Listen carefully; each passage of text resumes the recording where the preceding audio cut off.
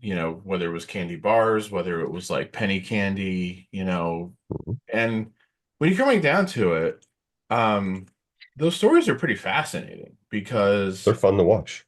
right, it's like when new products get launched, they're just kind of there. You don't really know why they're there. It's just like, oh, there's this now. Mhm. And so many of the things that are featured on that particular show are um, things that we kind of take for granted nowadays. Mhm. Oh, that's always been there, you know. But there was a time when there wasn't. So to learn like the history behind some of these things is really fascinating in a lot of ways. And because there's behind the scenes drama, it almost plays out like wrestling in a way with like how there's the stuff that you see and then there's the stuff you don't see. That's where the comparison ends. So it was probably a bad analogy on my part. Well, not really. I mean, you think about some of the candy or other products where brothers start a company, they have an argument and a family drama, and then one keeps the brand, and another one goes off and creates their own brand, and then competing against each other, and one eventually wins over the other one. I mean, look at the history of like the Oreo cookie and the Bisco and all that stuff. It's just Yep. that's one of them. In itself. I used to watch those shows a lot because they were definitely um, interesting. Just like the ones where talk about the pizza business, technically fast food pizza. If you want to, how Pizza Hut started and how Domino's started the takeout orders or whatever the case may be, and then they did the frozen pizza thing and all kinds of stuff, and like how you kind of see how things started and which company really started the trend of this and started this type of trend. So it's super cool because you just like, oh, you're just so used to it depending on what decade you were born in, and how old you were, what decade you were when you were a teenager, so on and so on. You're just so used to stuff like that. But yeah. Yeah. And so like when it comes to candy bars, it's like so they did a first season. It was only 3 episodes, but the episodes were a bit longer and they had more like dramatizations and as far as like recreations with like the Hmm. principal figures.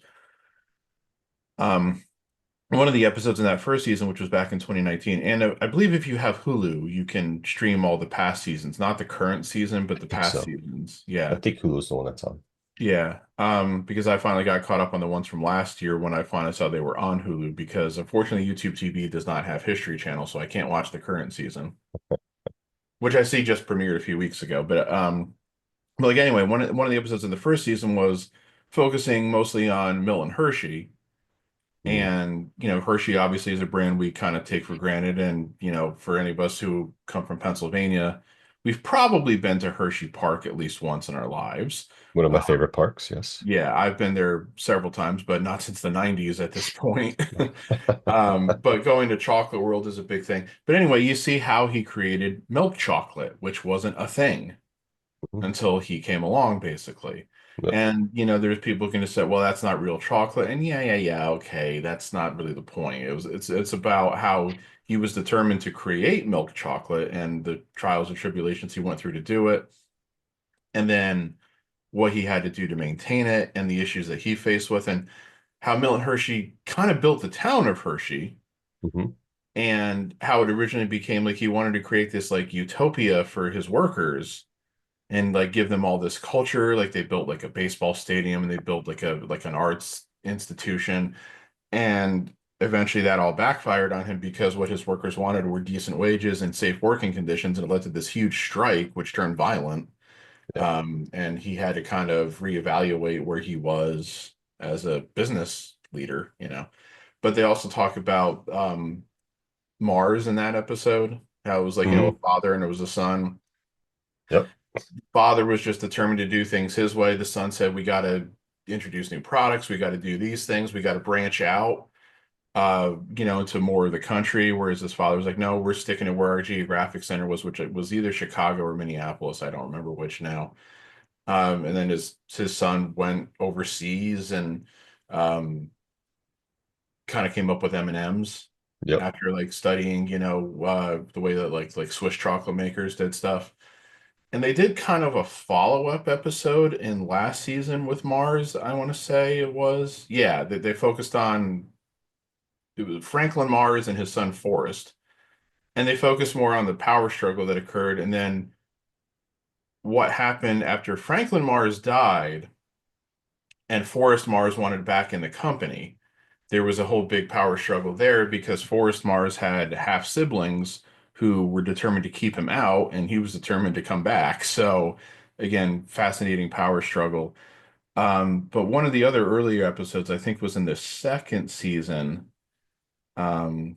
It I'm was looking originally for. headquartered in Chicago, Illinois. Okay, yeah, I thought it was Mars Chicago. Wrigley Confectionery headquarters in Yeah, Chicago, Illinois. I think they described in that episode from last season about how Mars and Wrigley came together eventually. Um, Now I'm looking for it now and I'm not finding it. But like I said, I think it was from the second season where they talked about candy bars. Oh, Um, sorry. It was originally headquartered in 1911 in McLean, Virginia, oh, okay. but then moved to whatever their situation was to, and Minneapolis too. Okay, hold on. Let me read this. I knew Minneapolis figured into it at some point. I just didn't remember where. He started the Mars Candy Factory on June 23rd, 1911, with his second wife, Ethel V. Mars. The factory produced sold fresh candy wholesale. Uh, Better established business. Brown and Haley also operating out of Tacoma by the 1920s. By 1920, Mars had returned to its home state, Minnesota, where the earliest incarnation of the present-day Mars Company was founded that year by Mars Obar Company in Minneapolis and later incorporated into Mars Incorporated. And then Frank moved in 1929. Frank moved the company to Chicago and started full production in a plant which still exists. In 1930, Frank Mars created this is my favorite candy bar of all time, the Snickers bar, and first sold it in the US markets. Hmm. And then 1932, Three Musketeers, which was also a top 10 bar, candy bar for me. Yeah, so I was looking for specifically that. I guess it had to be in that episode where they talked about Snickers and Milky Way and Three Musketeers. And one of the reasons Snickers took off is because Snickers had peanuts and it was the Depression and quality food was hard to come by in a lot of ways. Yeah, Peanuts have protein. Snickers bars were looked at as a cheap protein source. So that's one of the reasons why the Snickers bar, really kind of took off and everything. It was like it was the right time and place, more so the right time. Um, and yeah, so it's like we think about it today. When you think about a Snickers bar, what do you think about? It's a sugar rush, it's chocolate yeah, and caramel and everything. You would never think that, oh, this is what people use to subsist because they didn't have money for other stuff because of what the economic conditions were. Like I would have never guessed that in a million years. So no, um it's just it's a fascinating story to learn about stuff like that. And like I said, there's all kinds of things like in in this series, you learn about why certain cereals came to be. You learn about the cola wars. You learn about how alternative colas came to be, whether it was Dr. Pepper or Mountain Dew. You learn about orange juice, like Minute Maid versus Tropicana. You learn about Burger King versus McDonald's, yep. Wendy's and KFC. And it's like Harlan Sanders, Colonel Sanders, his backstory was very interesting. That one I Uh, haven't seen yet. yeah, he has a hugely interesting backstory. And then his ongoing story then later in his life when he was, the face of the franchise and how he then eventually sued KFC because he felt that they had just, cheapened the quality. And how out of KFC you also got Wendy's because Dave Thomas was the founder of Wendy's, was a guy who Harlan Sanders showed his chicken recipe to. Yep. And Dave Thomas became a big wig at KFC, and he left over differences with the people who were running KFC, and he went and started Wendy's. And you learn about some of the stuff that he kind of innovated with Wendy's. Like two of the things I remember, why does the triple cheeseburger exist at Wendy's? Well, because nobody was buying the double. So they made a triple. So he created the triple, and then that made it seem like the double wasn't too much to eat. Interesting. Playing with your mind, see? The Interesting. mental thing, you know? And like, why did they have chili at Wendy's? It was yesterday's unsold hamburger. Hey, listen, I was a big fan of the Chili's at Wendy's, man. I used to Yeah, love that yeah. stuff. My dad would get it from time to time when we would get Wendy's, and it's like, you do have to when you're running food industry, sometimes you have to for ways to cut down waste and everything. It's Yeah, like it's not like it's unethical or this, and it's not like the it's meat's bad. no, it's how You're you just make. you're dressing up in a different way. Like I remember in the movie The Big Short, there was an interval with Anthony Bourdain where he was like analogizing what he would do with food to what the financial institutions were doing with like unsold bonds and shit. His analogy was, so let's say I've got a bunch of fresh fish that doesn't sell the day it's fresh. Well, the next day I'll just go throw it all in a seafood chowder, you know? Yeah, it was a good idea to do that with the chili. It makes sense. You know Yeah. what I mean? There's no sense to getting rid of it. It's something American people like, chili, and they'll buy it. One of the Yeah. things I remember from Wendy's back in the day was the salad bar. I was always a big fan of the taco salad bar that they had and stuff like that. That was I missed that when they took it out. Now, of course, the thing is you go into any Wendy's today and you go, wow, how did they ever fit a salad bar in here? I know. Oh, it's so funny. Something on Wikipedia here, since I brought up the Mars thing, which I did I, I didn't watched a lot of the Mars one, so I don't know a lot of it. So his son went to the UK, forced, like you mentioned, and created, Mars Food UK, Yeah. but they had a drinks division, which I kind of heard about and stuff like that. Like the Starbucks orange drink and stuff like that, and the Galaxy drinks. But I did not know that in 2018, the drinks division was sold by one of the coffees that I drink is La Varza, Lavazza. So I found that interesting. Not that anyone cares, but I just thought it was interesting because that's a coffee that we do drink. So just reading through this is some interesting items in here. No, I mean it definitely is. And like one of the episodes from last season was talking about the introduction of SpaghettiOs Uh, and Staple the of my childhood. the beginning of Prego pasta sauce, Oh, which was created by Campbell's, which I don't remember if Campbell still owns it or not, but it's like I didn't know. It's like I didn't know that. And then they nope, talk I about didn't how either. and then they talked about how the first Italian American restaurant chain began. I am, of course, referring to the Olive Garden. Good old Olive Garden. Hey, one of the best places for breadsticks, brother. Well, okay, so this is what it is. So a lot of people sneer at Olive Garden because they say it's not authentic Italian food. And it's not. It's fine. And it was never really intended to be. It was founded by General Mills, who That's wanted to hilarious. get into the chain restaurant business in So the they early use 80s. so they use Italian food to do it. And the episode dictates about how like the people they hired, didn't really know what they were doing, were doing it by the seat of their pants. And they're like, okay, where do we start this Italian American restaurant chain where nobody's going to really complain that it's not authentic Italian food? And again, remember, this is the early 80s. They go, well, we want a place where we get as much of a cross section of people as possible in terms of like people from America. So you go to the tourist capital of the world, Orlando, Florida. I mean, not That's a where the bad first choice. Olive Garden was launched, not far from Disney World and where Universal Studios is now. And um, they showed how like the first night was a disaster.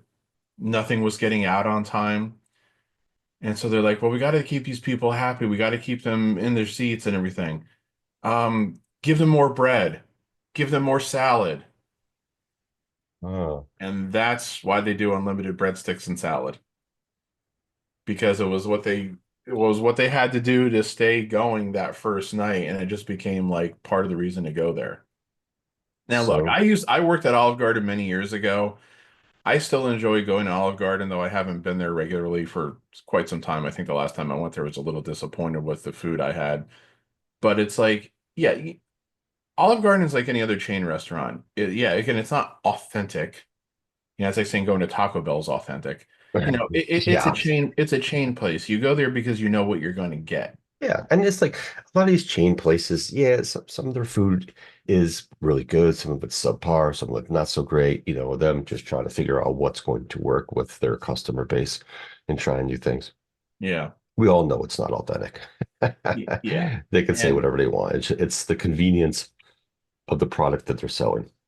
yeah, so I mean again, it's so very, very interesting in so many Oh, ways. And I'm seeing one of the episodes because we're talking about candy again.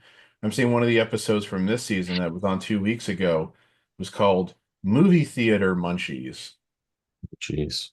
The plot description says two new entrants into the candy business and a movie theater employee who sees a future in selling snacks and entertainment venues gives rise to the modern theater concession stand and some of the world's best known candy brands sold there, including Milk Duds, Snow Caps, Raisinets, and Goobers. Oh, love me some Raisinets, bro.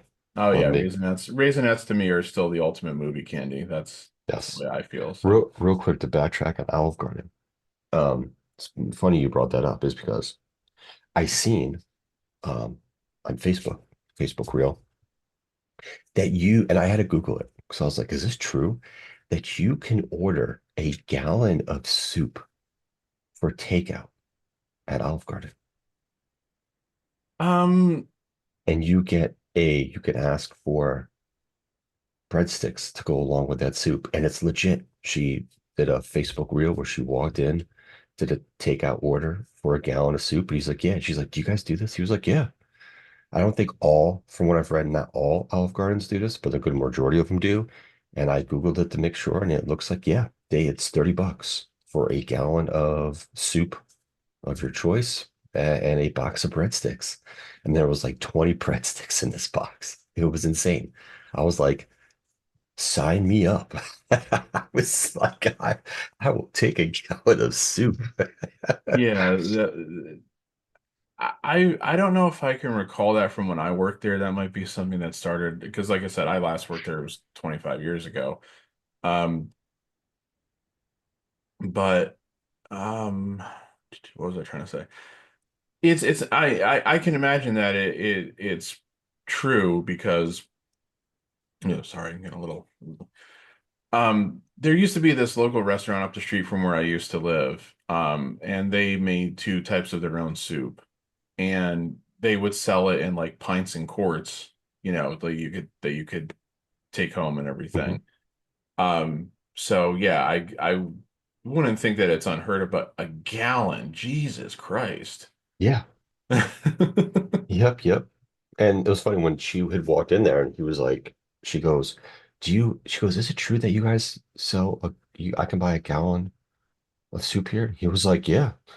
He was like, what do you want? And it was like, I forget which type it was. It had like potatoes in it. And it's not like big potato soup, but it was like an Italian soup that had potatoes in it. I forget the name of it. And she's like, do I get breadsticks along with this? He's like, yeah, how many do you want? She goes, um, a gallon worth of breadsticks. He's like, okay. Walks back. He comes back with a box that's like this long, and there's like a pile, like two piles, like of breadsticks in there, probably like 20 breadsticks.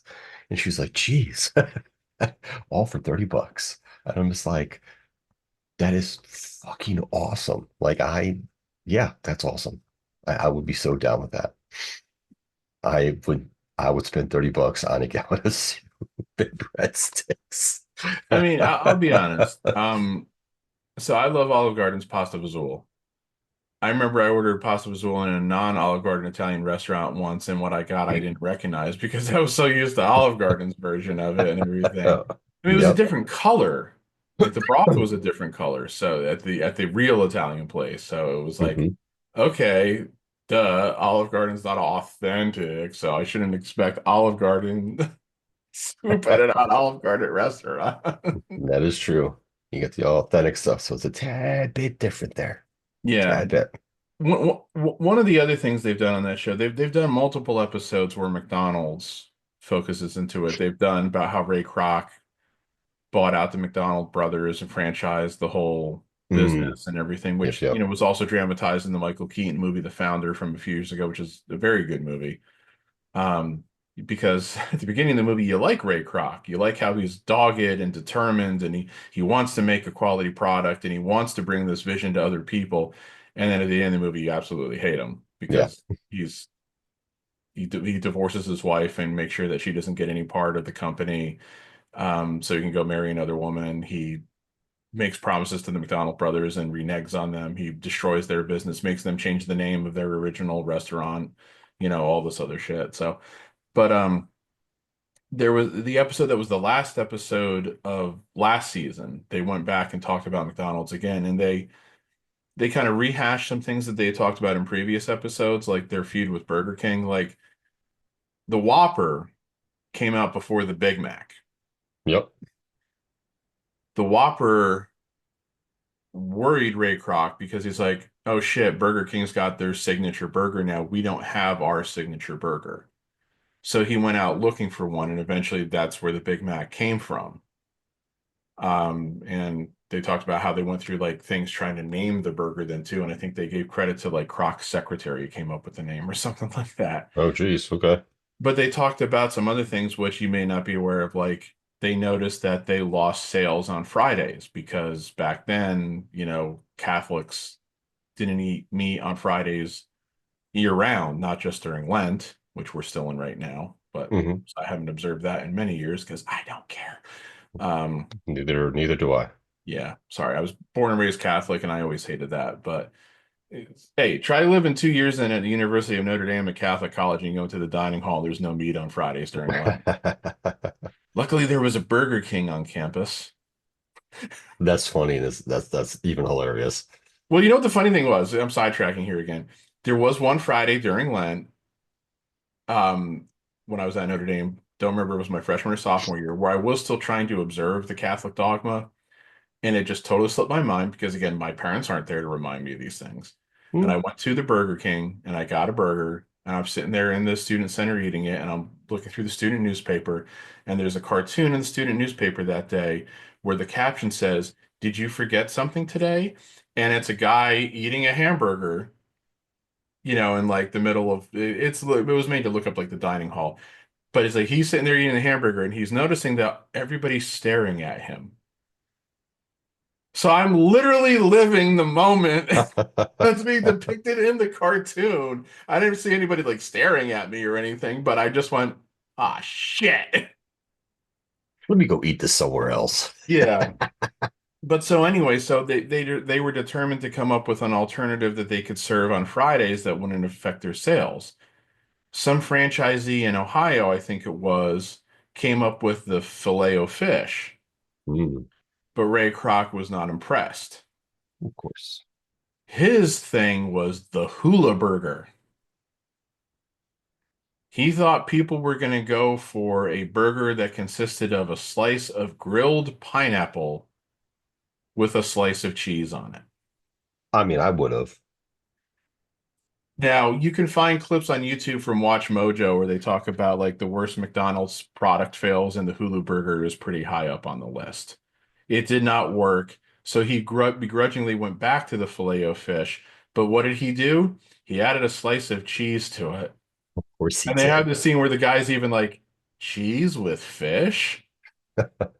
There was one time in my life I ate a filet of fish because I got the wrong order at a McDonald's and I didn't have time to go back and say you gave me the wrong order. And I tried eating it. I got maybe 3 bites into it. I just like, nah, I can't deal with this. I don't know if it's because I don't like the taste of that particular fish. I think they use cod, or if it Mm. was the tartar sauce, or if it was just the whole combination, you know. But I was Yeah, just yeah. no, no, no, you know. Um, so that's why the filet of fish exists. And then they came up with the chicken nugget because KFC was rising in sales and they thought that was a threat. So they're like, we need a chicken product. And they had like some kind of world-class chef who was helping them come up with these products too, which is also fascinating. World-class chef working for McDonald's, you Yeah, that's know. crazy, right? Um, but the problem was when they were ready to launch the chicken nugget, and this kind of sort of applies to what's going on right now with like the egg prices and the bird flu and shit. There was an outbreak of bird flu then, and there was a Mm. chicken shortage that lasted like 3 years, Oof. where they felt that they couldn't acquire enough chickens to really be able to launch this new product. So they waited. And in the meantime, they're like, well, we need to get something new on the menu. And so the chef started, you know, tinkering with other products. And he looked at ground pork and he fashioned the ground pork into a particular shape.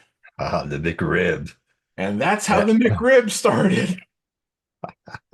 ah, that is fucking hilarious. And I never knew that. You know, I was like, because I mean, the first time I remember hearing about the McRib was probably late 80s, early 90s. So like I don't think it was a menu consistent. It was like a constant menu item in the area where I live, you know, No, it wasn't. In New Jersey and Pennsylvania. And of course now it's seasonal when they bring it back, if they bring it back. Like they brought it back this past holiday season, but the year before that they hadn't, because the year before that they had done like the McRib retirement or something like that. And I'm like, ew, that's just if you don't Stupid. want to do it every year, fine, but don't claim you're never bringing it back ever. Yeah, don't do that shit. People love it. Yeah. Exactly. It's like I can't resist the McRibs now. It's a character flaw, I know.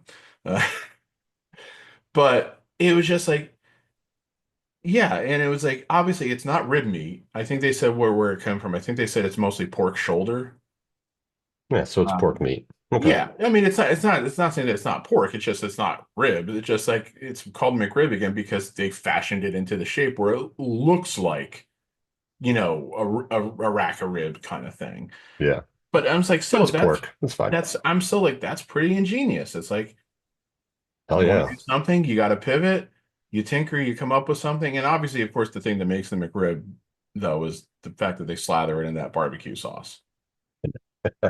And I mean McDonald's barbecue With a sauce. pickle. Yeah, McDonald's barbecue sauce you can tell, of course, is way too sugary. I don't care. I love McDonald's barbecue sauce, and I've had McRibs that don't have enough barbecue sauce on it, and you just go, damn it, this needs more barbecue sauce. You Yeah. know? Oh yeah. 100%. 100%. It's crazy. Like the Whopper is like the Whopper and the McChicken, not McChicken. The Whopper and their chicken sandwich, the long chicken sandwich, those are like Yeah. my favorite two Hmm. items from Burger King, and the Big Mac is pretty much my ultimate, like my go-to anytime I go to McDonald's. I'll get a cheeseburger too if I'm not that hungry, but the Big Mac is my thing, always has been. I got a Bacon King at Burger King the other day because for some reason I was like, I haven't been to Burger King in a while. I want to go to Burger King. And I sat in line at the drive-through for like 15 minutes. It was ridiculously long that day. You know what? I did try, the chicken Big Mac that they came out with. I tried that. It was I've never been fully enamored of McDonald's chicken sandwiches, so I think I they're was. okay. I'm not gonna. I, Yeah, I I like Wendy's chicken. yes. Yeah, I do like Wendy's chicken. The McDonald's chicken Big Mac was okay. That not like if they bring it back, it's not something I'm gonna eat. Yeah, I But mean, I wanted to try it. did they put the same sauce on it? Yes, everything was the same except See, the chicken patty. That was pretty much only difference. Everything else was the same, which was fine because yeah, otherwise, if you change it, it's kind of be not really the Big Mac then. But right, exactly. But you know what my problem with I think would with eating a chicken Big Mac would be? what's that? I'd be thinking, why am I tasting chicken and not beef? Yeah, I'm yeah, eating a Big Mac, but this doesn't have beef. It has chicken. yes. You know? It's like those people who like the traditional cheesesteak and don't like chicken cheesesteak. See, that I don't have a problem with. Neither do I, I but like some chicken people cheese. do. I like chicken cheesesteak. Fine. You know what I don't like when it comes to cheesesteak? And a lot of places around here do it. I don't know if they do down where you are. What's that? I don't like the people who put pickles on their cheesesteaks. I don't Nah, get I'm not a that. fan. I don't get that at I all. I'm not a big fan of pickles in general. So with that being said, I don't do not put fucking pickles on my cheesesteak. I Well, want fucking the meat. I want it on a steamy hot bun with a shit ton of cheese. Maybe give me some onions in that bitch. yeah. And that's all I really want. Well, that's the thing. It's like people make so many variations of like cheesesteak and everything. Like I've seen the Yeah, cheesesteaks that have, it's meat, cheese, and onions. Then there's the people who put sauce on it. There's people who put peppers in it, and it's like it depends upon how it tastes to me. Is like if I yeah. like the variations. Like that same restaurant I mentioned earlier with that sold the soups by the pint in the court. They had their own version of cheesesteak on their huge menu. Now, in the earliest days of me and my family going to that restaurant, they had two distinct sauces for what they put on their cheesesteak and what they served with their mozzarella sticks. Okay. Hmm. Okay. As it got towards the latter years of that restaurant before it was closed down, you could tell where they started cutting corners. You could tell where portion sizes got smaller. One of the most obvious areas for me where I noticed that they cut corners was they started using the same sauce for their mozzarella sticks and their cheesesteak. And the mozzarella stick sauce was more watery, Hmm. Okay. and I just didn't like the way it tasted on the cheesesteak because in my head I was so accustomed to tasting the other sauce, which they weren't using anymore. And I just couldn't eat their cheesesteak with that sauce on it. So from then on forward, I always told them no sauce. The restaurant down the street on Freemansburg Avenue, the Coop, the former Fat Jacks, where my sister and brother-in-law go for trivia, Okay. I don't like, they put sauce on their cheesesteaks. I don't like that sauce. So anytime I've gotten a cheesesteak there since, I ask for no sauce. Yeah, for like traditional cheesesteaks, like the meat cheesesteak, or the beef cheesesteak, if you want to put it in those terms. Sauce for me, it really depends on where it's coming from. Because the It same depends on the thing, man. sauce. Yeah. Yeah, because a lot of people just make such generic fucking sauce and they try to put it on a cheesesteak, and it's like, no, just leave it off. It's better without the sauce. Yeah. Chicken related wise though, I will say this, like, um, for chicken, there's variations. I will eat a chicken cheesesteak. Um, one of my favorites though, Jersey Mike makes it like this, and there's another local place here that kind of makes it like this. The chicken, the cheese, and then the onions and green peppers. And then the other place, well, you can get like onions, green peppers, and mushrooms. I like that. But um, those are just that's a version of cheesesteak that I like to eat. I like mushrooms, onions, and peppers on certain things, and not a lot of stuff, but like chicken for some reason, chicken. I those items I like to eat with chicken. Just for me, that's my personal preference. It just makes it Yeah. better, but just I've better never make have had one. fucking cheese on that shit. I've never had one of Jersey Mike's chicken cheesesteaks. I've had their regular cheesesteak, which I like. Yeah. Yeah, the chicken Um, ones are good. Yeah, I customize because yeah. I can't eat jalapenos.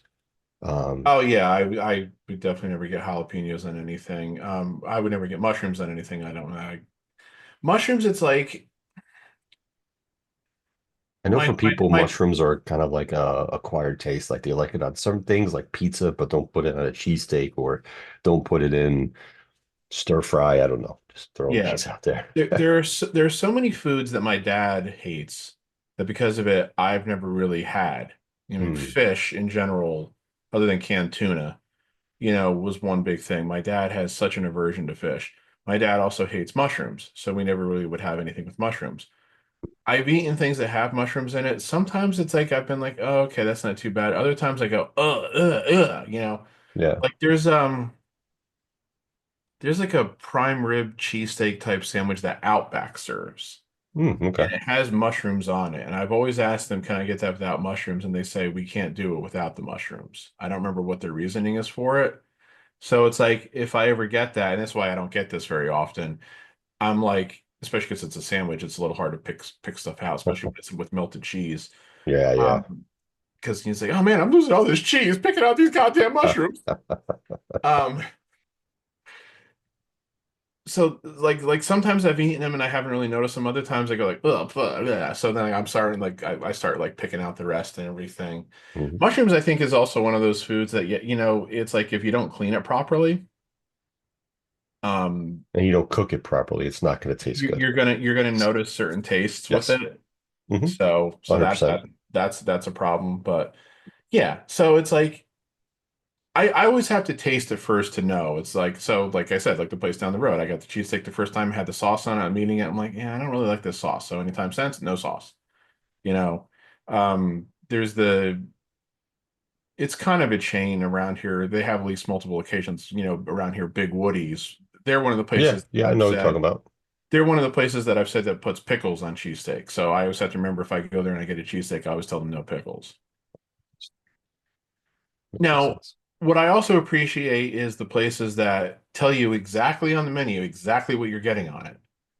I hate I don't remember if Big Woody's is one of those places or not that doesn't mention they put pickles on their cheesesteak on the menu, and then you get the cheesesteak and it's got fucking pickles on it, you know? I hate that shit. I hate places that do that. I feel like they do that on purpose. They do it on purpose. I can understand like, oh, it's a garnish, or it's like, oh, they put it on the top so you can easily pick them off. It's like, yeah, but that pickle juice is going to get on the meat no matter what. It's going to leave a little bit of a taste, you know?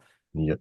So it's again, it's you gotta pick what you like essentially. So this is the way it works, I guess, But eh. Yep. How do we Indeed. go off on that huge tangent? Hey, we were talking about something different. We're talking about food, man. You Oh, know? that's right. We were talking about doing the Mount Rushmore candy bars and Yeah, yeah. morphed into a extended plug for the food that built America. Hey, listen, like I was, it's funny, like you bring up your dad, like not liking fish and mushrooms, like there's certain things, fish, like I'm sorry, let me say this, seafood related that I'm allergic to, right? So I've stayed away from a lot of seafood.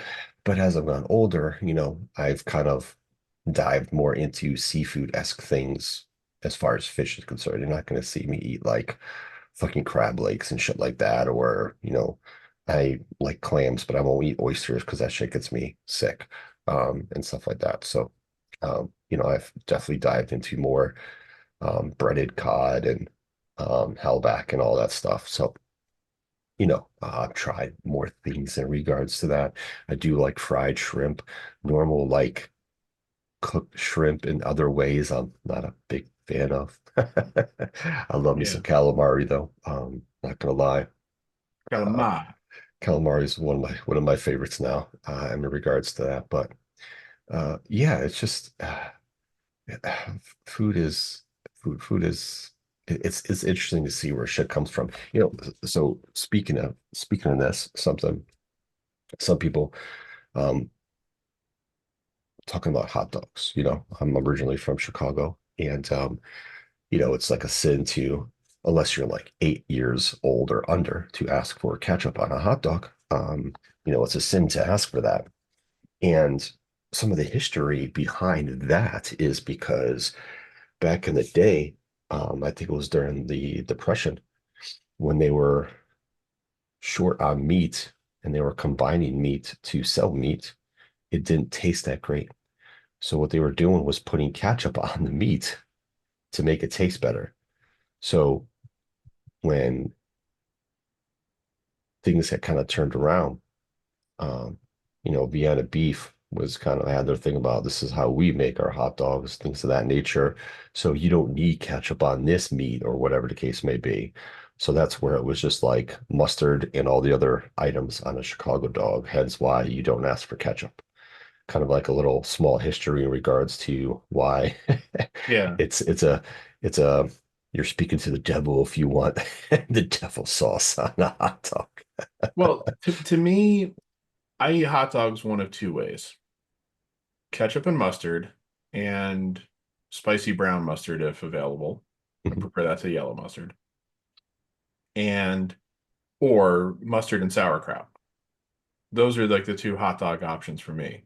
I won't put ketchup and sauerkraut on the same hot dog. Definitely not. Oh no, God, no, no, no, no, Yeah. don't do that. I mean, I'm not one of those people who grew up saying like putting ketchup on a hot dog is, like a sin like that, because I'm not Chicago. Yeah, I'm East Coast. So, um, but I've always heard that, like, some people just go like ketchup on a hot dog. I'm like, what's wrong with ketchup on a hot dog? To me that seems like that's weird. Yeah. But It, ketchup it, is you know, people regard ketchup in weird ways. Like when I was a little kid, when I first ever ate steak, I wanted ketchup with my steak. After several years, I grew out of that, and it's like if I'm going to put anything on a steak, it's going to be A1. Um, one of the things that I think Trump has been mocked for is that he supposedly eats steak well done with ketchup. And it's like, what are you for? still something he likes, you know?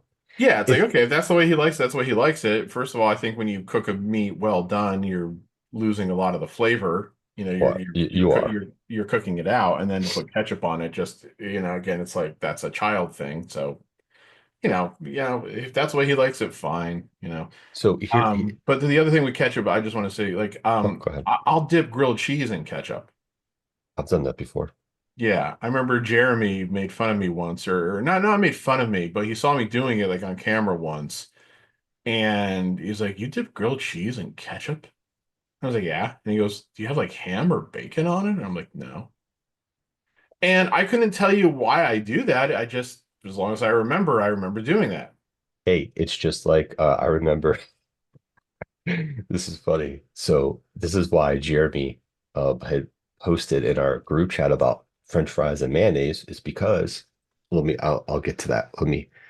No, I'll start with that one. That's the European way or whatever. Um, is that for French fries, I will dip my French fries in mayonnaise. And we had when AJ was down in this area, I don't remember if it was he was visiting Eli or whatever the case may be. He stopped by my place and we went out for breakfast. And my like fries I had with my breakfast, I was dipping them in mayo, and he kind of like moved his seat to get away from me because he thought it was disgusting. But at the end of the day, it's just something I have I've always done. It's something I've liked. My friends thought I'm always weird for it. So back to the hot dog things as we did mayonnaise. You know, being from Chicago, when you live there for I've only like went back there a lot when I was a kid, but with that being said, majority of my teenage and adult life was in the East Coast, right? So you kind of get away from the traditions of eating a hot dog the Chicago way because you don't have a lot of the ingredients and a lot of the products to do that. You know what I mean? So you kind of just go with the flow and you're eating the hot dogs the way everyone else does on the East Coast. So yeah, I eat a lot of hot dogs with ketchup, but I still like my traditional Chicago dog, always will. I just find it very good to eat. I will eat a hot dog with ketchup, not a big deal. But I will eat a hot dog with mayonnaise as well. I love me some mayonnaise. I will also, I'm also going to tell you this too, people. You guys might find me weird, but when it comes to cheese pizza or a pepperoni pizza, I will either dip my pizza and my pizza crust in a little bit of mayonnaise or ranch. I will do that as well. Won't do with all types of pizza, just certain ones, but I will use the good old mayo or the ranch for that one. So you're one of the chicken bacon ranch pizza guys? Is that what you're telling me? I'm not really a big chicken bacon ranch pizza guy, but I will dip my pepperoni pizza in some ranch or mayo, or the when I eat the pizza, I'll save the crust and dip the crust in some mayo or ranch sauce to eat the crust. Yeah, Yes. there was an employee appreciation thing at my job week before last, and they ordered pizza for the whole building. Uh-huh.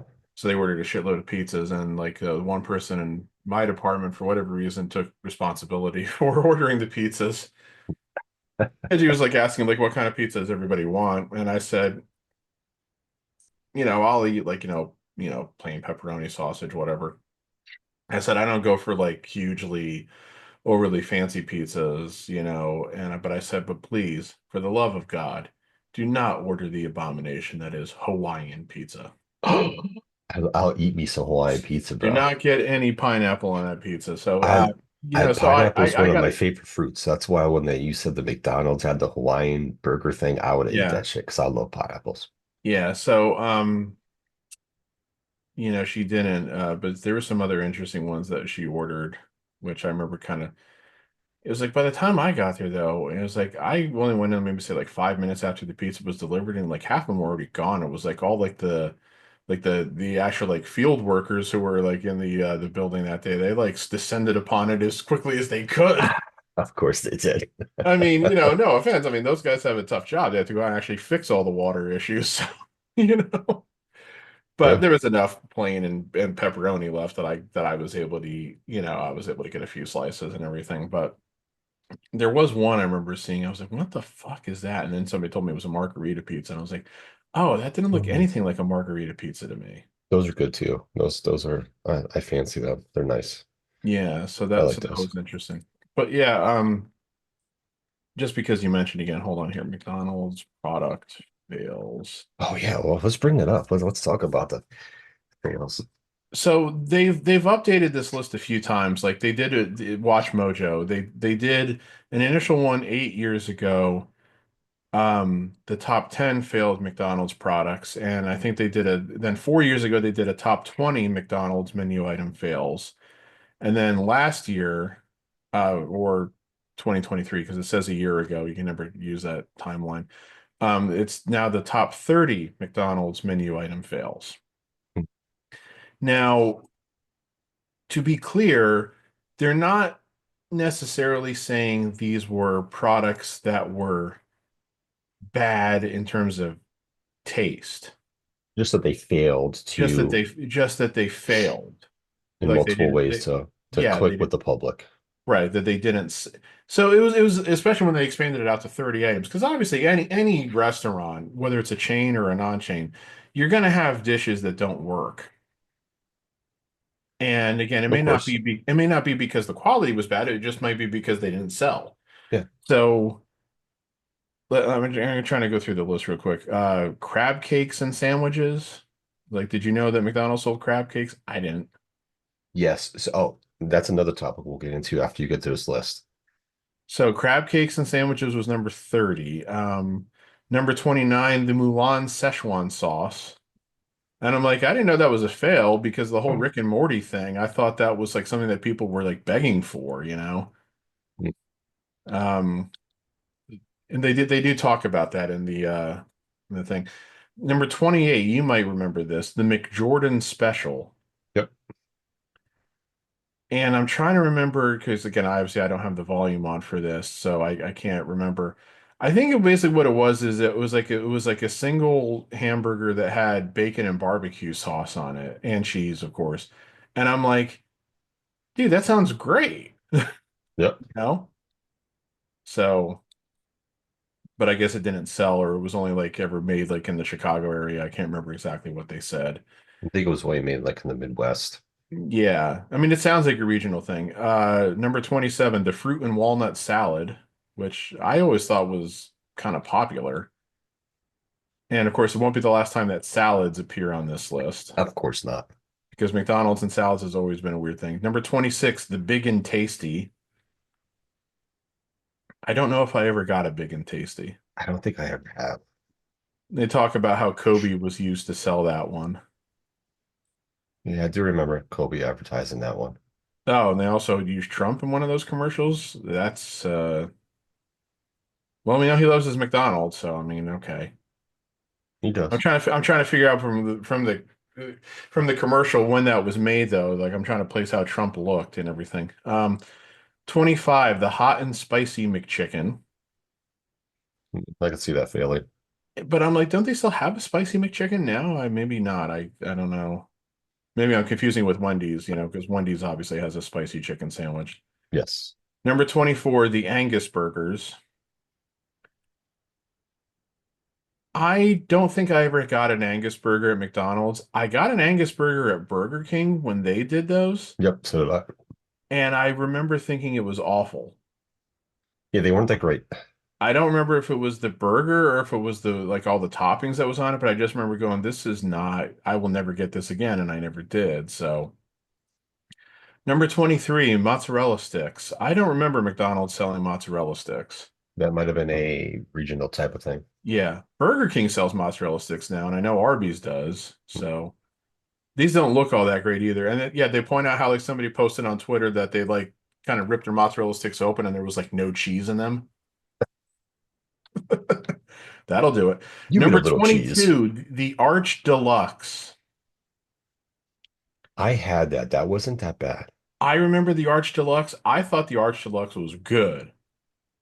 And this was when I would have been when I was still a teenager. And I think they even said the blame for it was that it was too adult for McDonald's, you know. And I'm like, oh, okay. Um, I think the reason that it was a failure, it wasn't on the menu very long, and I think there was also a big thing that like the marketing campaign for them cost them like hundreds of millions of dollars. I used to get a Arch burger and then get myself a Crystal Pepsi. I like that one. Crystal Pepsi. I That's love funny you talk about that now. I love that stuff. Oh, number 21, the McSalad shakers. Now, that's Those were another thing that I thought people liked a lot, so I can't remember. And again, I can't remember why they got rid of that. Number 20, the Eggs Benedict McMuffin. never had that. Yeah, it was an egg McMuffin with like a hollandaise sauce on it. I think they said that the reason why it didn't work was because it's really hard to do a fast food hollandaise sauce. Yeah, yeah, true. Yeah. Number 19, the Spanish omelet bagel. That I did have. That wasn't bad. Yeah. Number 18, the McLobster. That was regional. That I do know. Yeah, it's like I can understand why, but yeah, again, I would imagine trying to do a fast food lobster roll is tricky at best. Yeah, I've never had lobster that I can remember. I've never had crab that I can remember. Number 17, the McGrattan croquette. no fucking clue. Never This saw that. Never heard of this it. well, the commercial that they're showing here looks like it was made in the late 70s or early to mid 80s. Um, That's probably why. I think this is something this still exists like overseas, they said, like I think maybe even in Japan. It probably I is. I can't really even try to describe this now, and I don't my Oh, memory wait a is minute. That is still overseas. It is. Yep, yep. okay. So yeah, it almost looks like it's like a breaded patty of some kind, and I guess when you bite into it, it's got like stuff inside of it. So I mean, I don't know again what it consists. Yeah, I think they're talking about like it's still sold in Japan. Yeah. Number Which 16, number after you're 16. after you're Mhm. done with this list, I have another topic with food as I find fascinating. But go ahead. Okay. Number 16, the chopped beefsteak sandwich. Ooh, did I have that? Th- Was it one that I had? I don't think so because I think they said again this was something that existed only in the 70s and early 80s. Okay, probably not that. I'm Think trying to Mc think of another place. think McRib, Okay. but it's beef. Okay. It's got onions and it looks like barbecue sauce on it. Okay. I think they said the reason why this failed is because it was too expensive for the time. But by all indications, they said it was really good. Oh, So I, of course, when seeing this the first time, I said, damn it, I wish they'd bring this back. that'd be interesting. That'd be something I would try. Number 15, the fried roast beef sandwich. Never had that. Yeah, so it's essentially I don't know why they're calling it a fried roast beef sandwich. I don't even remember what about it is fried, but it looks like it's a roast beef sandwich. I mean, think Arby's basically. Pretty much. That's what, they were trying to get in the Arby's realm because Arby's was probably getting popular, so they needed their own roast beef Yeah, sandwich. Arby's, Roy Rogers, Hmm. when they still serve roast beef, Oh, when Roy they had bigger, Rogers. were a bigger Jeez, yeah. thing. Yeah, Roy Lord. Rogers roast beef was great. Um, Number 14, the Mick hot dog. I think that was regional too, because I don't remember ever seeing that when I was a kid in I PA, I a can't remember if teenager. I can't remember if they said it was or not. And yeah, I mean, I'll give them points for this. It's a pretty sizable looking hot dog. Yeah. So, I mean, again, it looks like at least it wasn't, they weren't skimping you on like the size of the hot dog. So, oh yes, number 13, the fajitas. I remember the fajitas. I never had one, but I remember them.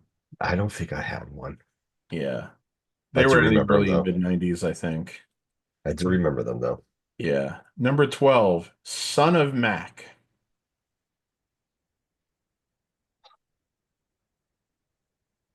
It's a single Big Mac. I don't remember if I ever dived into that one. I don't think I did. I can see why they thought it would work, but I guess without the second bun and the or well yeah, without the second patty and the middle bun, it's like I guess they figured, maybe people said, well, this isn't a Big Mac. Yeah. That's funny. My dad hates Big Macs because he hates that they have that bun in the middle. Oh, that doesn't bother me. They could Yeah. have called it instead of Son of the Mac, they could have called it Mini Mac and they probably would have been able to Well, I think sell they I more. think they did also call it that. Oh, did they? Yeah. Oh, number 11, the McLean Deluxe. Yeah, it was I very remember McLean, right? that. I remember I got that at least once because I was like, when I was like getting into my teenage years, I was like, oh, I want to try new things. And of course, that was the whole thing where it was like, it was a burger with less fat and everything, but it tasted differently because it was held together with like seaweed and shit like that. Yeah, it was healthy and lean, huh? Yeah. Yeah, but the McLean was also on the taste, Yeah. which is why it didn't last very long. But I definitely got that at least once, and I remember saying, "Yeah, I don't think I want to get this one again." Yep. Number 10, mixed spaghetti. It had to be regional. I never saw that in the East Coast. Yeah, I'll tell you this though, the pictures they have of the mixed spaghetti, it does not look great. Not surprised. Yeah. I remember in Band of Brothers, in the first episode of Band of Brothers, they're serving spaghetti, and like the one guy drily says, "This isn't spaghetti, this is army noodles and ketchup." The mixed spaghetti kind of looks like that. That's so funny. Number 9, onion nuggets.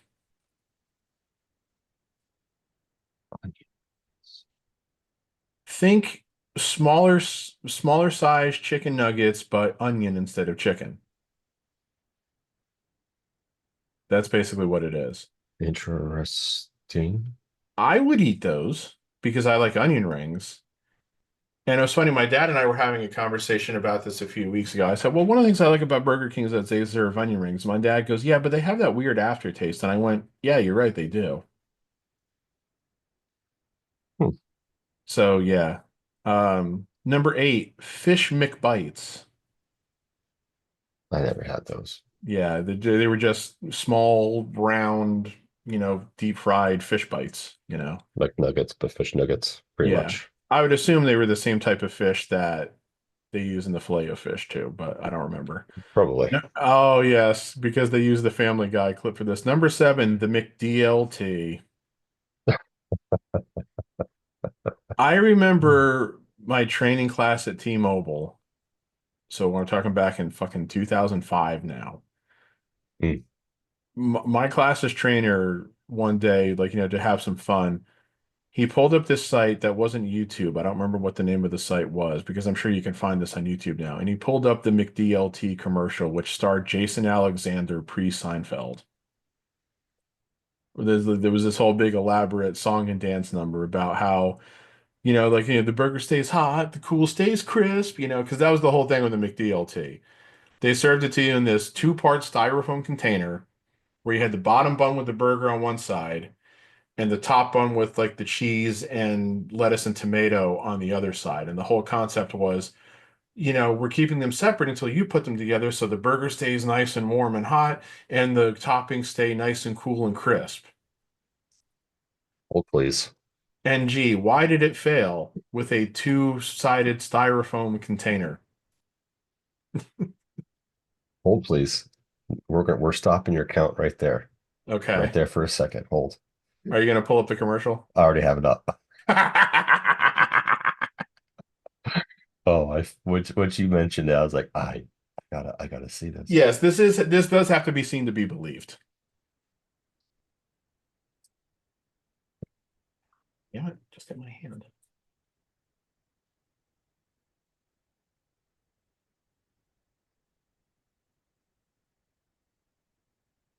All right, you see my screen?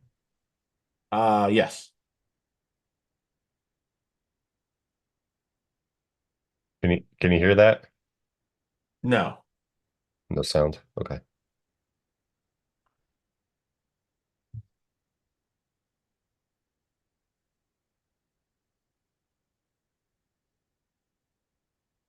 I want to be having the same issues Jeremy did.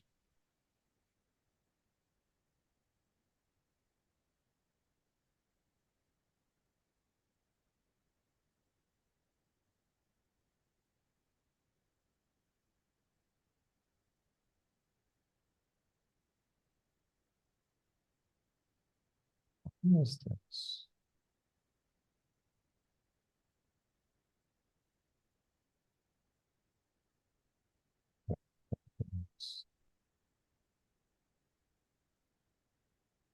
All right, you continue on with your countdown, and while I'm getting these.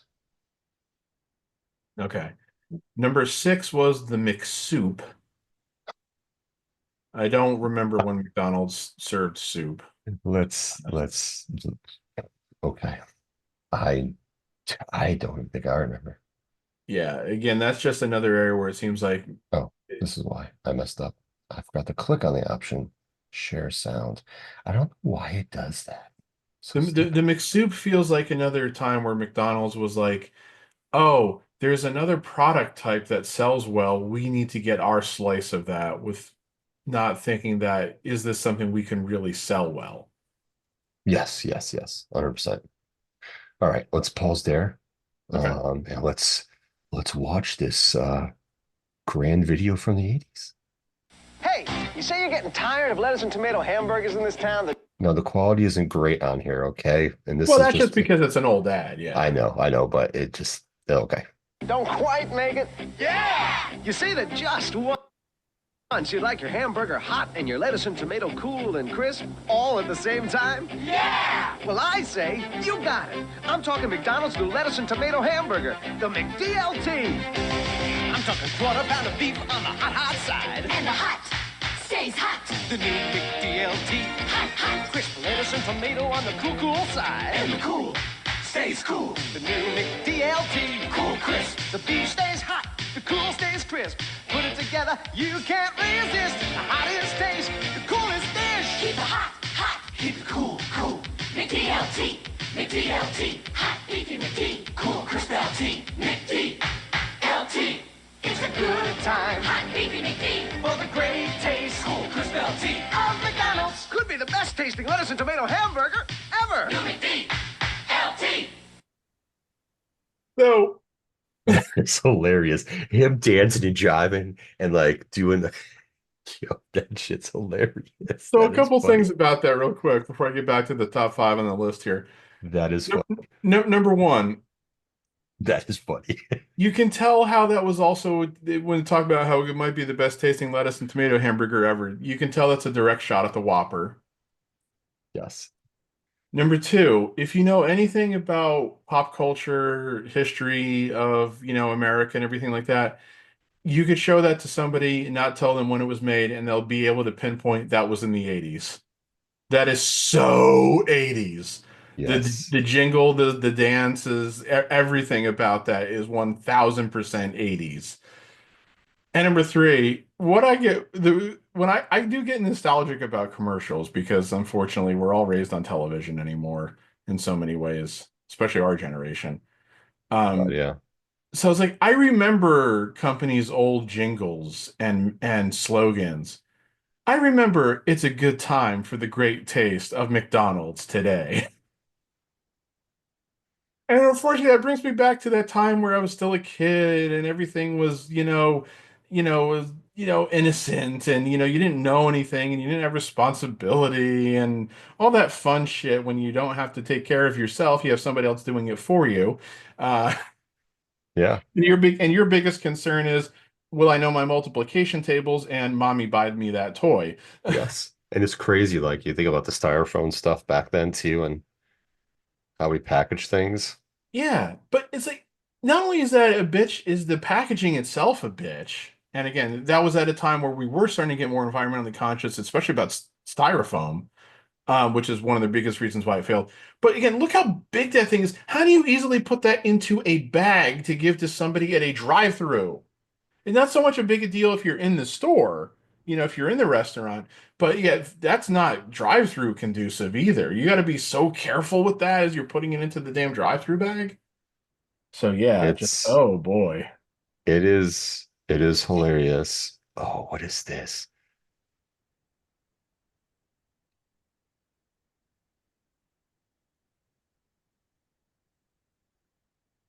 The Mc 1989 McDonald's menu song commercial.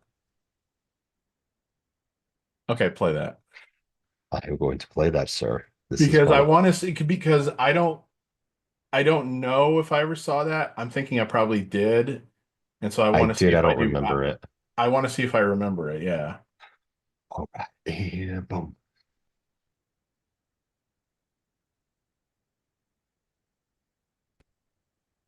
And action. Hi, may I take your order, please? Big Mac McDLT, a quarter pounder with some cheese, filet of fish, a hamburger, a cheeseburger, a Happy Meal, McNuggets, tasty golden french fries, regular and larger sizes, salad, chef, a garden, or a chicken salad, oriental, big breakfast, egg McMuffin, hot dog, cakes and sausage, maybe biscuits, bacon, egg and cheese and sausage, Danish hash brown, 2 and 4 dessert, hot apple pies and sundaes, 3 varieties of sauce, some cold, 3 kinds of shakes and chocolatey chip cookies, and to drink a Coca-Cola, Diet Coke, and orange drink is right, and coffee, decaf, 2 a loaf, and milk, also an orange juice. I love McDonald's, good time, great taste, and I get this all at one place. Would you like that to go? Okay. Kudos. Hi, may I take your order? Okay. Kudos to that guy. I was gonna say Right. that takes some fucking talent. In 30 seconds, he had to do all that in 30 seconds. That's a Yeah. talented shit right there. And look, here's how it takes some talent. First of all, somebody actually had to do that. I don't know if it was that guy. It could be a lip sync, but I'm guessing it probably was that guy for 2 reasons. Number one, it's probably harder to lip sync that than it is to do it. And two, yeah, to go through that whole thing and not have to be, and you can't make one single mistake, and you're doing it at like as almost like a motor mouth level, you know. So I don't know if I ever saw that one, but here's the thing I was going to say. I recognize the tune, and here's Yeah. why. Go ahead. When I was in second grade, it was my first year here living in Pennsylvania, so this would have been 1988, 1989. So real quick, there's multiple commercials of the same song with different people doing it. Oh, okay. So that's interesting. And Yes. I found it interesting. I think the second thing he said too was McDLT, so that was interesting. Oh, But this commercial's here. It said when McDonald's sold pizza. oh, okay. Yeah, I was gonna say that's coming still on the countdown here. Gotcha. But that tune, McDonald's did this promotion around that time, like I said, 1988, 89, where people were like singing like the Big Mac ingredients, and they put them out on these little 45 records. And it was like if they complete the song successfully on your record, you win something. I don't remember what it was. So we were like all bringing in like our copies of the record to school and playing them, even though like none of us had a winner. You know, but it Hmm. became like a thing for like a couple of weeks at like I think it was towards the end of the school year, so it would have been like May, June 1989. Okay. But yeah, I don't remember exactly what the promotion was, but it was that same tune that he was just singing in that commercial, in that menu commercial. So that's very interesting. Crazy, All right. right? Yeah. So so the top 5 on this list of fails. Number Okay. 5, the Hula Burger, Oh, which is the The pineapple. pineapple burger that I was telling you about earlier. which I would have fucking eaten, but go ahead. And I love how they preference the Hula Burger by showing the clip of Samuel L. Jackson from Pulp Fiction. That's the Hawaiian burger joint, right? So yeah, they talk Oh, about the Hula Burger. I think they say that maybe it's still served somewhere. Oh, number 4, the McAfrica. I've never heard of that. It was something they did around the time of one of the Olympics. I think maybe the 1994 Winter Olympics, because I think they just showed the Norwegian flag. It was like a burger and like a pita,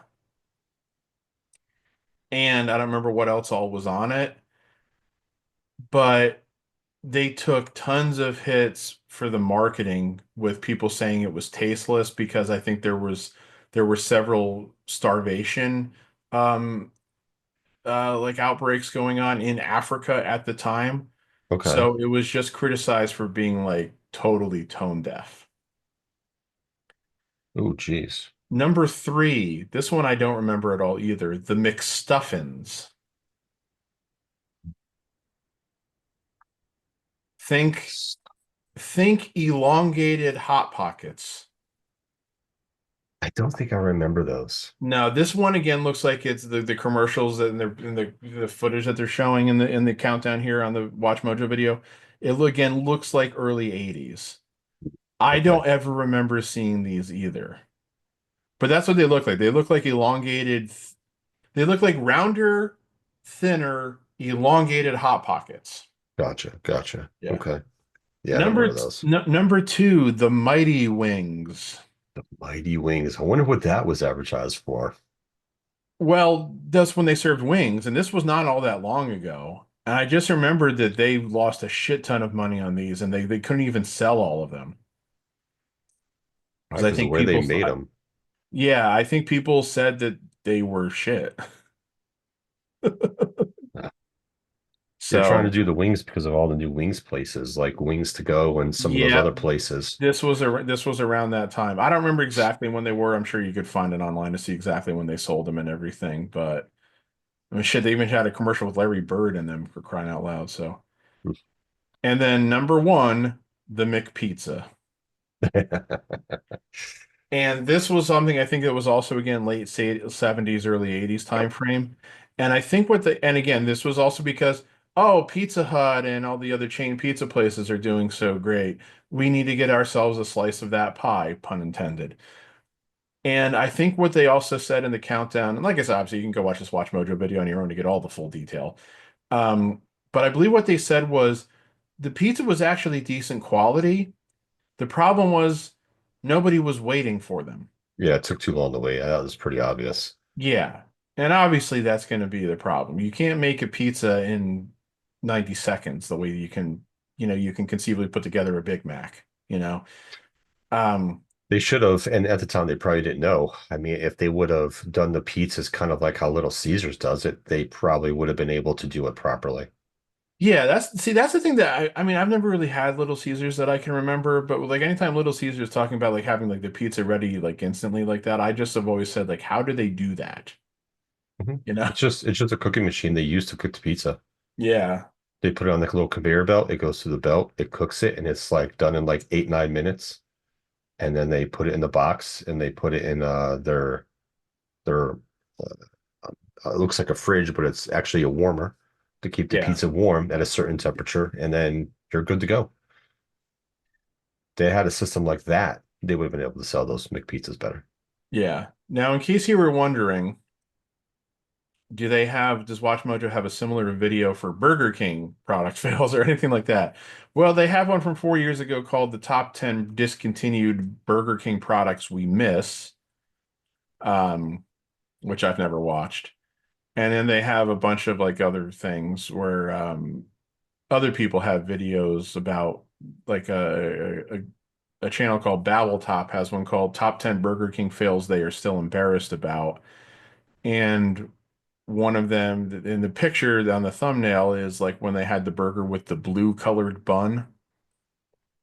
Oh, okay. Yeah. And there's another Watch Mojo one called 10 Major Fast Food Failures, which is from 2 years ago, where the thumbnail again is that this isn't even a burger. It looks like it's maybe a chicken sandwich, but it's got a green bun. I think that was Burger King too. It probably was. Yeah, so but that's what every company's going to do this. It's a question of whether or not you can survive it. Yeah, it's Like whatever fails and succeeds, and you're going to reap the benefits and lose money. You're always going to lose money in some aspects. If you don't take a chance, you're gonna end up being stagnant and fail anyway. yeah, generally speaking, big fast food companies and everything, they can afford to have some product failures. Yeah, of Obviously course. they don't want to have product failures, but again, you're not gonna hit on every product. Not every product's gonna be the Big Mac or the Whopper.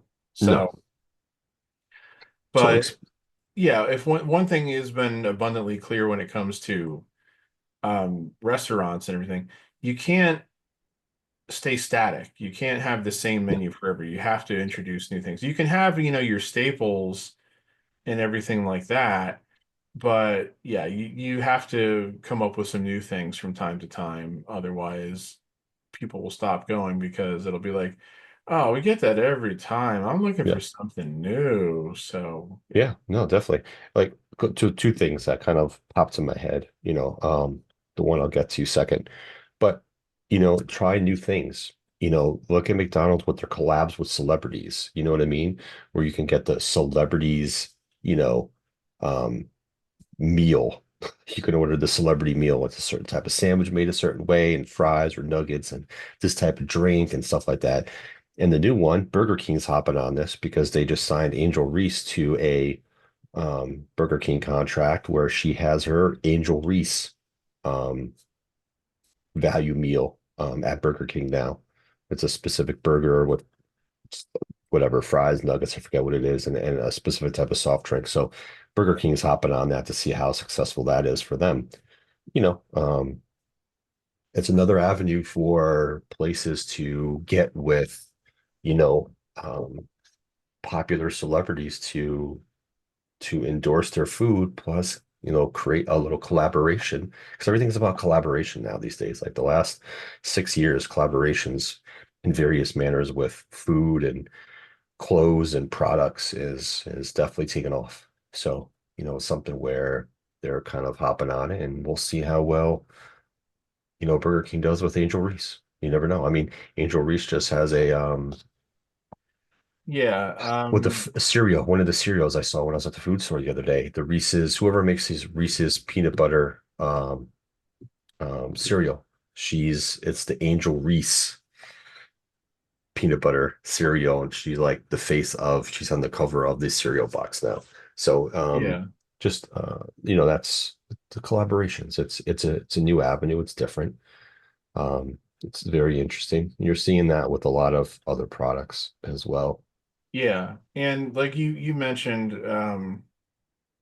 or we mentioned, or they mentioned, or it was mentioned, um, in that video, the McJordan special. Yeah. There was, let me find it. Hold on. So this is gonna age myself even more than I do normally. Do you remember who Michael Dean Perry was? Yes. Yeah. So for those who don't know, Michael Dean Perry was a defensive lineman who played mostly for the Browns, but also for the Broncos and his Chiefs. He made a couple all-pro teams and he actually made 6 Pro Bowls. Okay, I didn't realize he even made that many. But when he became like a big thing for the Browns, which would have been in the early 90s, and I do remember seeing ads for there. Well, I don't know if I saw ads for it, but I think it was maybe featured on like NFL Game Day, you know, ESPN's Sunday preview show. He did a thing with McDonald's called the MDP, you know, as opposed to MVP. Um, It was, yeah, it does mention here on his Wikipedia page. Michael Dean Perry was one of the more televised players in Cleveland during his stay with the Browns.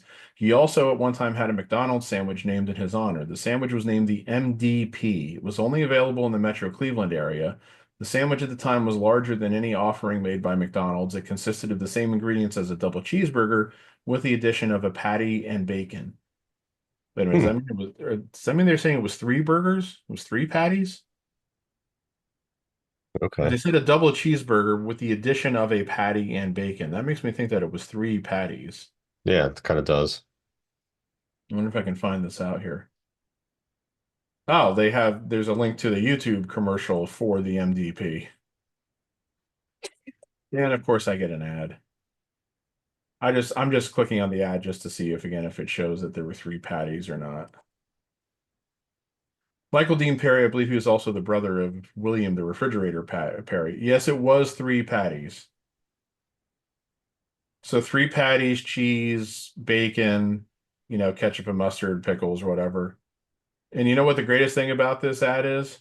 You know how much they were selling that for? $1.99 plus tax. So I found a article about the McJordan. Um, and you know they did one with Larry Bird in '93 called the Big 33. No, I'm guessing that was Boston area only.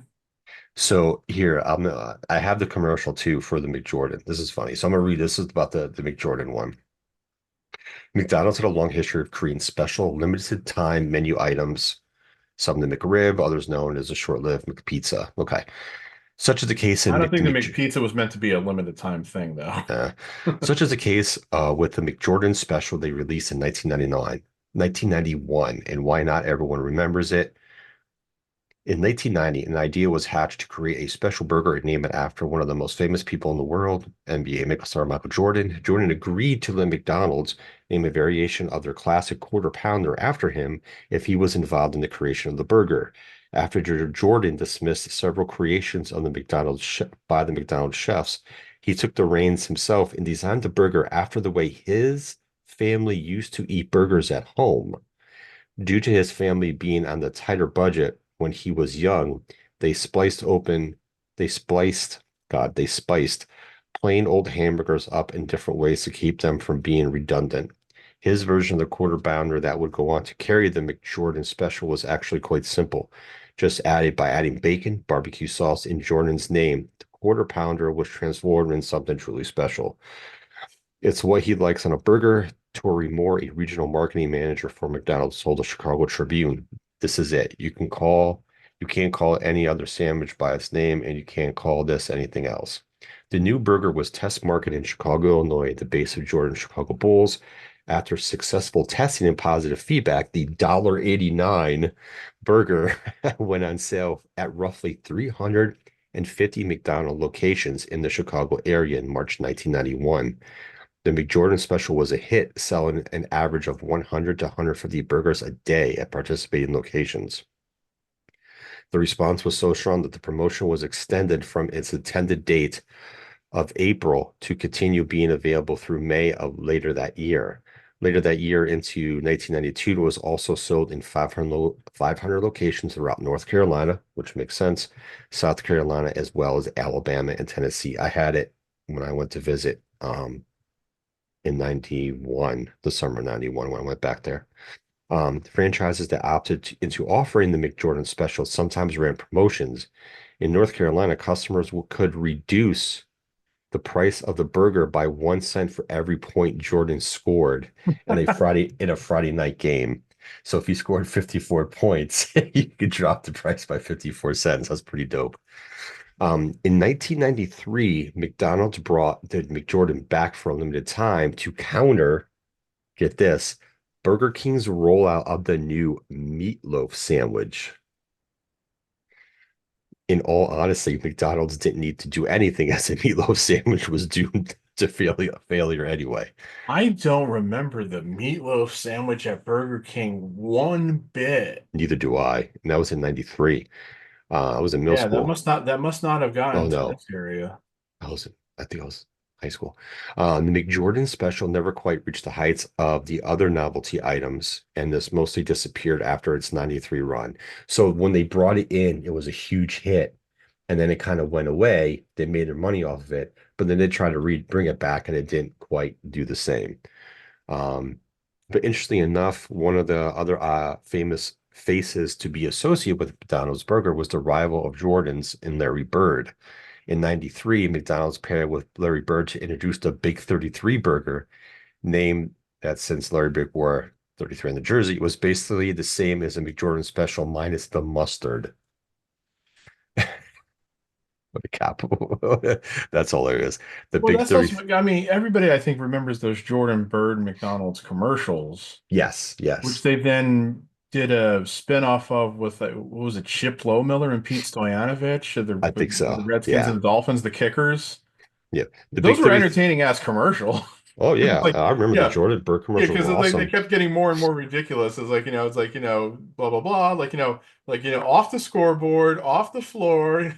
Those are great stuff. Yeah. The Big 33 was available in limited areas as well, and mentions that the Big 33 are rarer than the McJordan special in nostalgia circles online.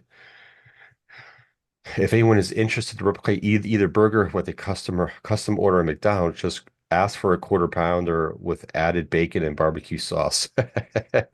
Here is, and they have commercial for both. This is funny.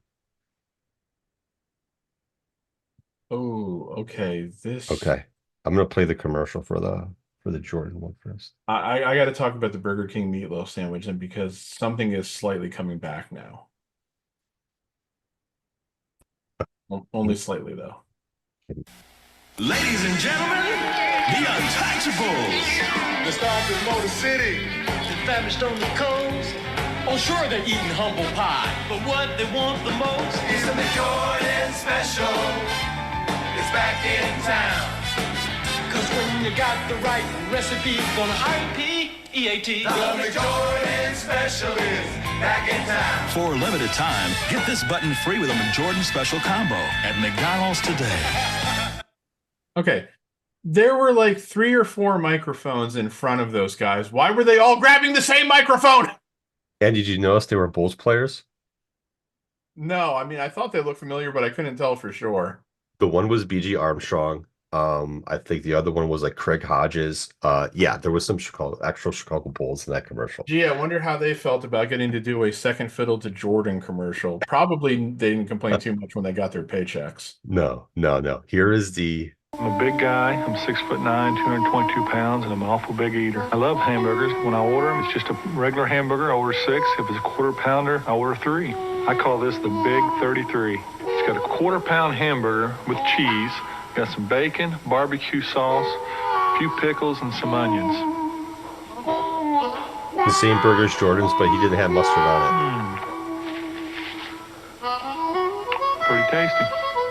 Good as advertised. I'm a big guy. Oh, and he comes off as so homely and folksy because he's Larry Bird. it. It's so hilarious. The hick from French Lick, you know. And okay. Introduced in March 1993, the meatloaf sandwich at Burger King consisted of a meatloaf patty served on a long, soft sesame seed bun, ketchup, and raw onions. So picture the chicken sandwich, you know, the Burger King original chicken sandwich, the long bun, except it's a meatloaf patty. The thing of it is you look at it, I mean, it looks like it's a burger, but I guess it's not. To be honest with you, it's something I probably might have happened because I love meatloaf, but I just don't remember it. Yeah, so it was an appeal to older patrons who wanted something different from the standard burger. With the ability to substitute a baked potato or green salad for French fries, it really did feel more of a sit-down restaurant meal.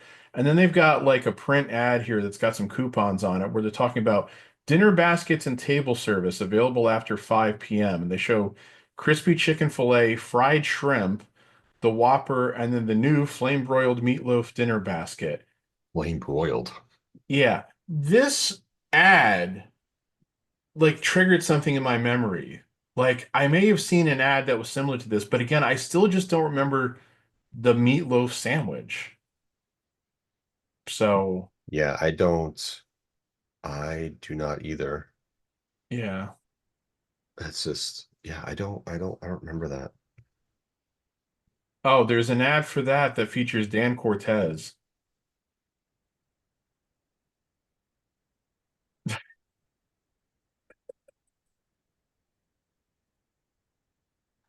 Oh, and there's also an ad with Bob Uecker.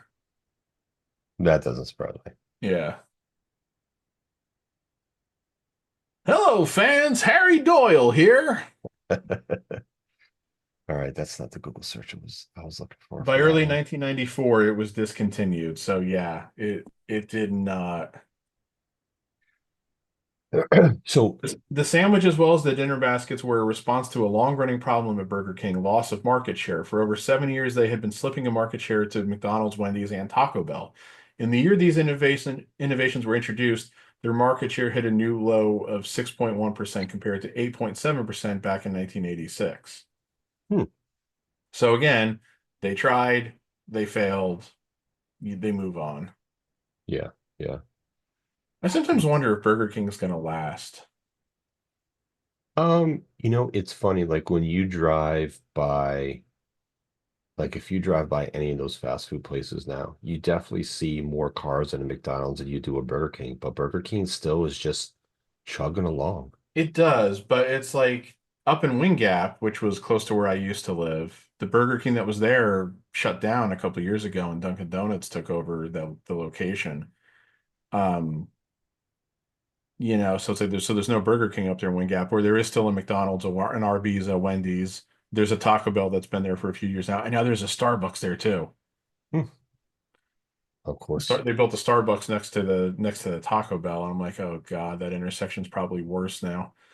My sister's like, well, it's not at the intersection. I said, it's close enough. Oh yeah, it's close enough for traffic.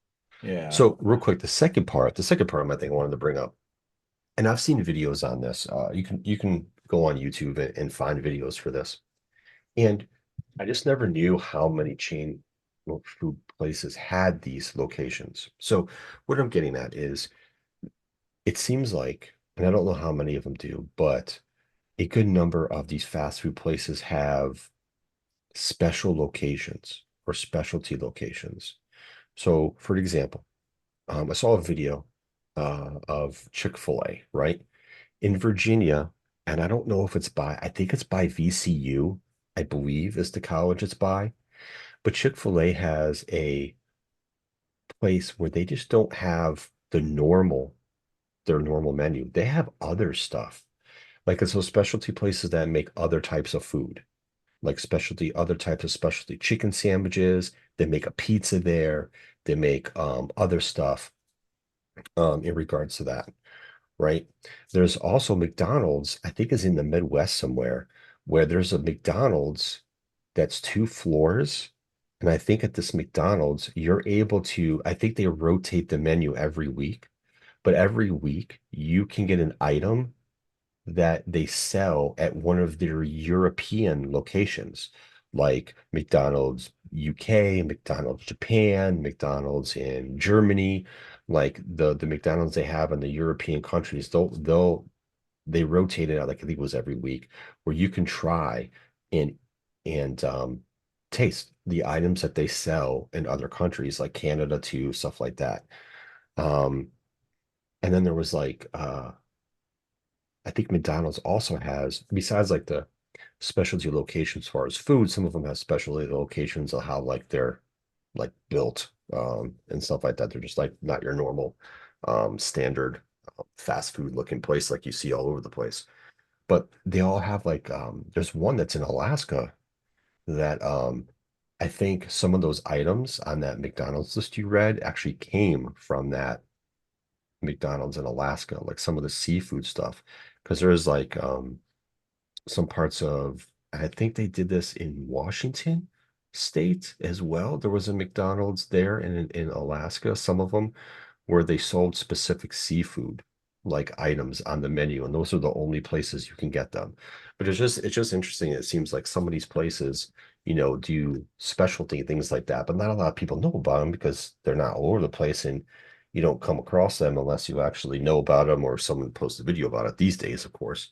But I just Yeah. found it fascinating because like it makes me like want to it makes me want to put that like on a bucket list. You know what I mean? Like, let me drive to Virginia, the VCU. Let me try this Chick-fil-A place out and try some of these off items they sell. Let me Yeah. find that McDonald's and try some of these items that they sell over in Europe or Japan or whatever. I'm curious to taste stuff like that Yeah. because those places have items. They have the staple like the Big Macs and stuff like that, but they create a whole new menu for other for that country and whatnot. So I'd just be curious to try stuff like that and go to try to find to see if Arby's has one or Burger King has one or whatever the case may be and find these places and try them out. I'd be curious to like make a travel log about that. That'd be kind of cool.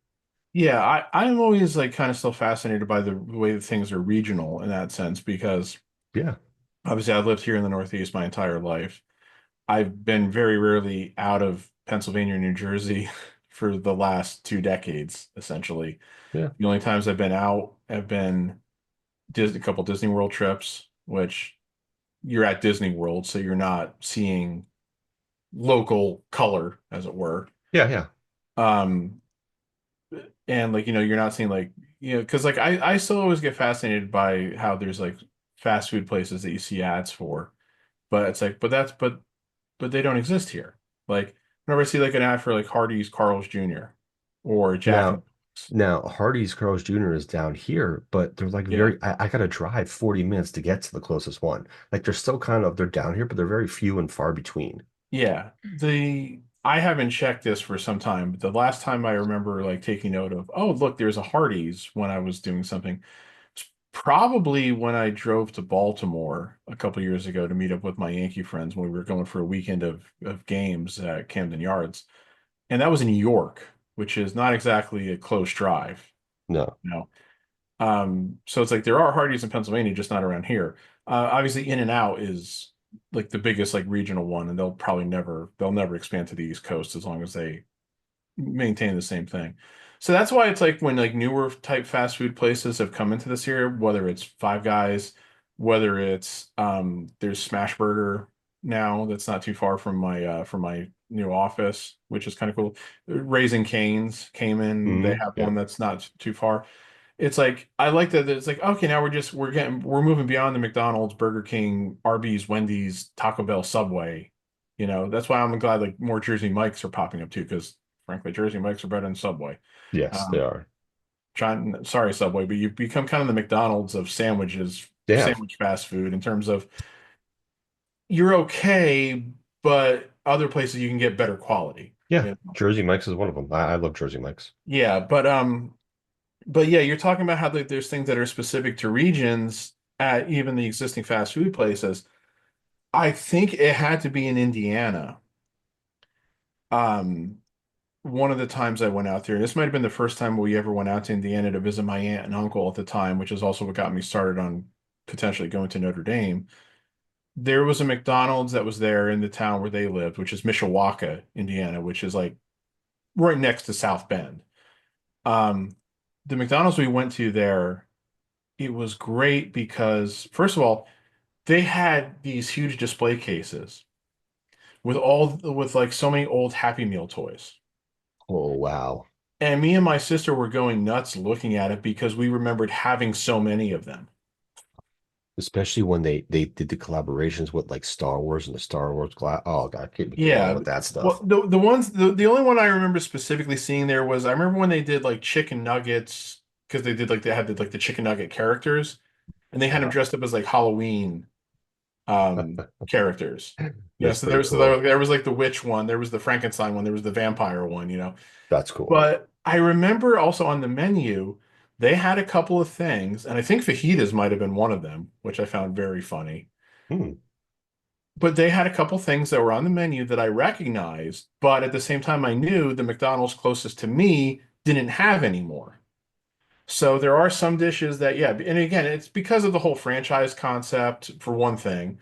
And But regional it's as far also as like again, this region does specialty, this type of right, but food, and it's just also a regional thing. It's like this still sells well in this region. So it's like the fajitas might have stopped selling nationwide on a whole, but they still sold really well here. So the franchisee is like, okay, they're taking it off the menu at corporate, but I know I still sell them. I'm keeping them on my menu, which is also a nice thing that franchisees have the ability to do correct. because if it does still sell well at their location, why should they have to bow to the national chain saying, stop serving that, you know.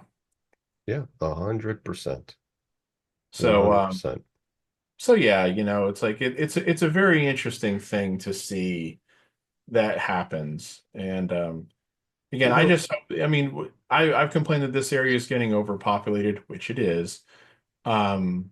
But I do still kind of hope that they take more chances as far as like different places. Okay, so you know what's coming into this area now? That the only time I ever had it was also when I was out in Indiana, and it's funny because I've been seeing ads for it increasingly over the what's that? last year or so. Marco's Pizza. That's big down here. Yeah, Yeah, it's good pizza. there are none around here. I read that there's going to be one opening in Allentown and one opening in Bethlehem sometime this year. Yeah. I'm like, oh, okay. So now there will finally be one in the area, so it won't be like Yeah. seeing the fucking you know, the ads and everything. Yeah, there's And literally going, a five oh minute look, drive there's an from ad where I for live. something I can't get, you know. Yeah. Yeah, no, we moved down here. I was like, oh, what's Marco's Pizza? So the one day I was like, all right, the prices look like Little Caesar prices or Pizza Hut prices. I'm like, all right. And it's it's not bad pizza. You know, they have No, some it's not. It's I remember they have good having it. pizza. Yeah, the one and only time I had it was 4.5 years ago when I was out in Indiana for my cousin's wedding during the pandemic. Yeah. Um, and like we had like a big get together at my aunt's house the night before the wedding, and she ordered Marco's Pizza, and I was like, "Oh, this is Marco's Mhm. Pizza." And she goes, "What do you mean?" I go, "Well, I've seen it and heard ads for it and heard about it, but there aren't any in Pennsylvania."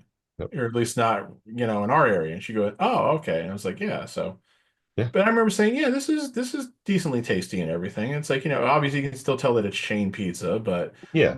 Oh, of it's course. it's not, again, it's not bad. No. I was like, it's like I would get it again. So, but it's Yeah. like I haven't had that opportunity.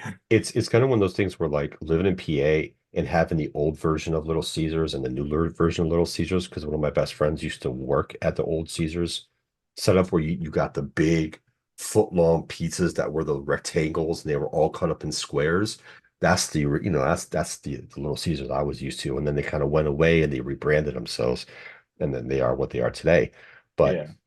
if you gave me a choice between Little Caesars and Marco's, I'm picking Marco's 10 out of 10 times, to be honest. Nothing wrong with Little Caesars, but I'm rocking a Marcos all the time in regards to that. It's kind of funny too, like, talking about regional stuff. There's these two guys that um, I follow on social media. Um, I don't have TikTok, so I follow them on Facebook Reels or Instagram. But they're two guys from the UK, right? Funny dudes. Um, but it kind of makes you think about how diverse we are in the United States when you watch their videos and the type of food that they eat in the UK and different other countries. It doesn't matter if you go to the top of the country, the bottom of the country, the middle, the East Coast, the West Coast. It's pretty much, it seems like 95% of the food is all the same, and the 5% is a little bit different because they're maybe close to a border of another country, or they're closer over here to the ocean, so they might have some different things. But like when you watch their videos and they come to the US, they literally are baffled that like when they go state to state, it's like they're like, and this is kind of funny, they're like every state in the United States is like its own country. Like the people are different, the food is different. Each like the East Coast up Northeast has this type of food, the Southeast has this food. You have Southern food, you have Midwestern food, you have West Coast food. The people they always say that everyone in the United States is always nice to them, but we all know different parts of the regions of the US, people are nicer and meaner in other places. But with that being said, it really kind of shows you like how diverse our food is going from East Coast to West Coast, North to South, Midwest, all the way to Florida, all the way up to Washington State or Alaska or Hawaii. That like Southern food and Midwestern food and different palates and stuff, like how crazy and different it really is compared to some other countries where everything's pretty much the same with small nuances here and there. So it's a different, definitely interesting how we kind of are as a country when it comes to food. Because like In-N-Out's a place I would love to eat, but there's none here. Being from Chicago, Portillo's is a huge, place to chain place to eat. And they've been slowly expanding over the past 5, 6, 7 years, but you know, there's none by me. But when I was in Florida last year, there was a bunch of Portillos in Florida. So like when we go down for the esports grand finals in July to by Full Sail University, I'm definitely making a trip to Portillo's and get me some Chicago hot dog and a chocolate cheat and a chocolate cake milkshake. I'm rocking one of them. So it's just crazy how, you know, food chains are still regional to a certain extent, and we're in 2025. Some of them all across the country, but there's still those ones who are regional specific and slowly expanding. So Yeah. it is I it mean, is kind of one of those things. I like to just yeah. you And know that applies to everything too. I mean, yeah, grocery stores are regional. yeah, yeah, You're not going to, like, again, where I live, it's Giant and Wegmans and Redner's and ShopRite.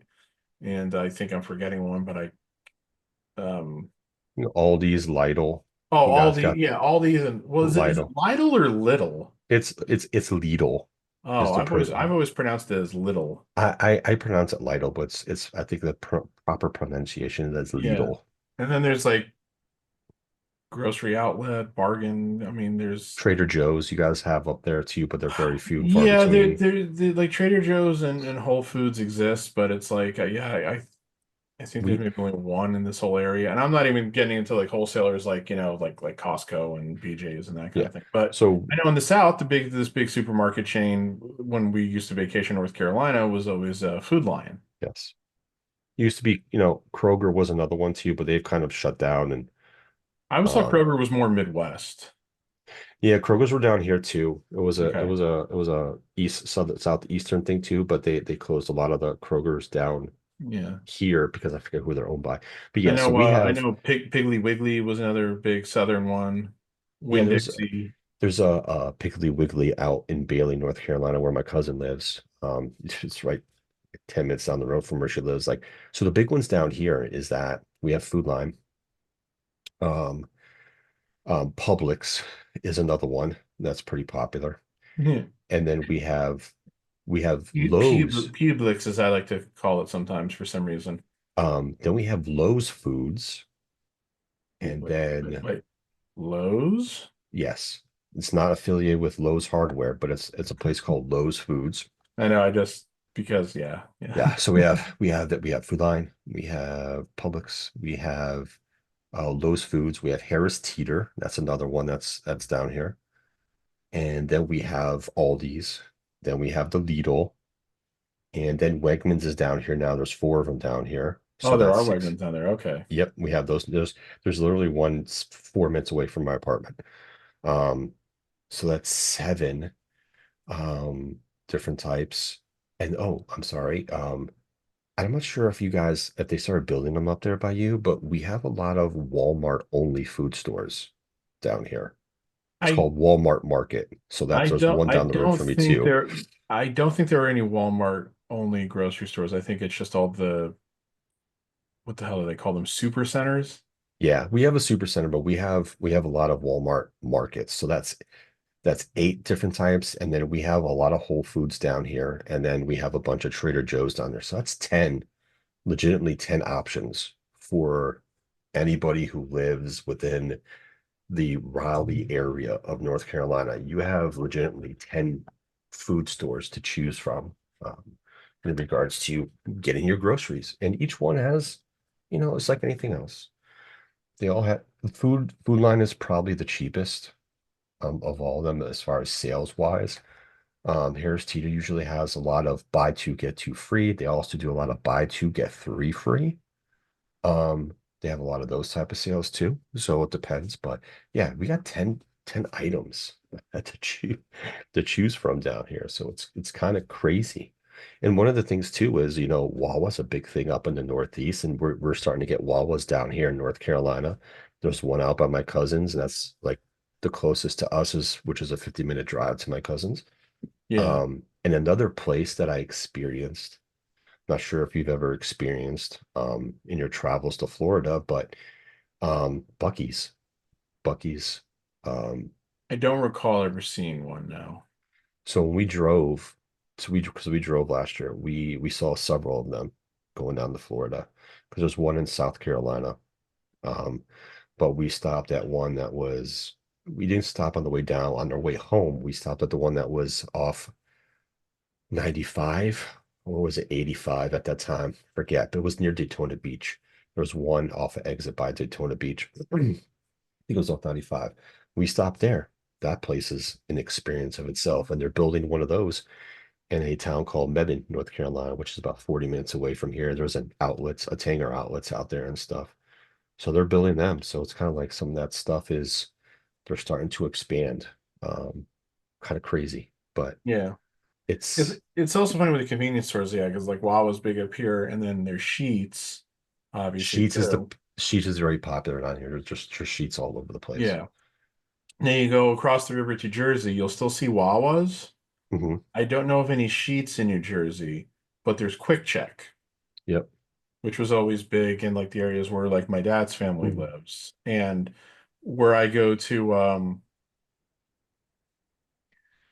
where I go to when I go down to see either my sister or my parents, there's like a Quick Check that I pass, and I'll often stop there for gas because a lot of times I find that they have cheapest gas price around. Though I'm not sure about right now. When I was there last week, yeah, Hmm. last week, I think when I drove past, I made sure to take note of what the gas price was. And then I like Googled to see what it's is at the places where I go, typically closer to my apartment. And I said, oh, they're cheaper at home, so I won't stop here today, on the on the way back. So um, Yeah. you know, but It's just Quick Check does like the same stuff that Wawa does now too. They have like a sandwich station and all that other kind of stuff. I don't know if they're quite as elaborate as Wawa is, but probably like, not. because Wawa has so many different products now that you can get.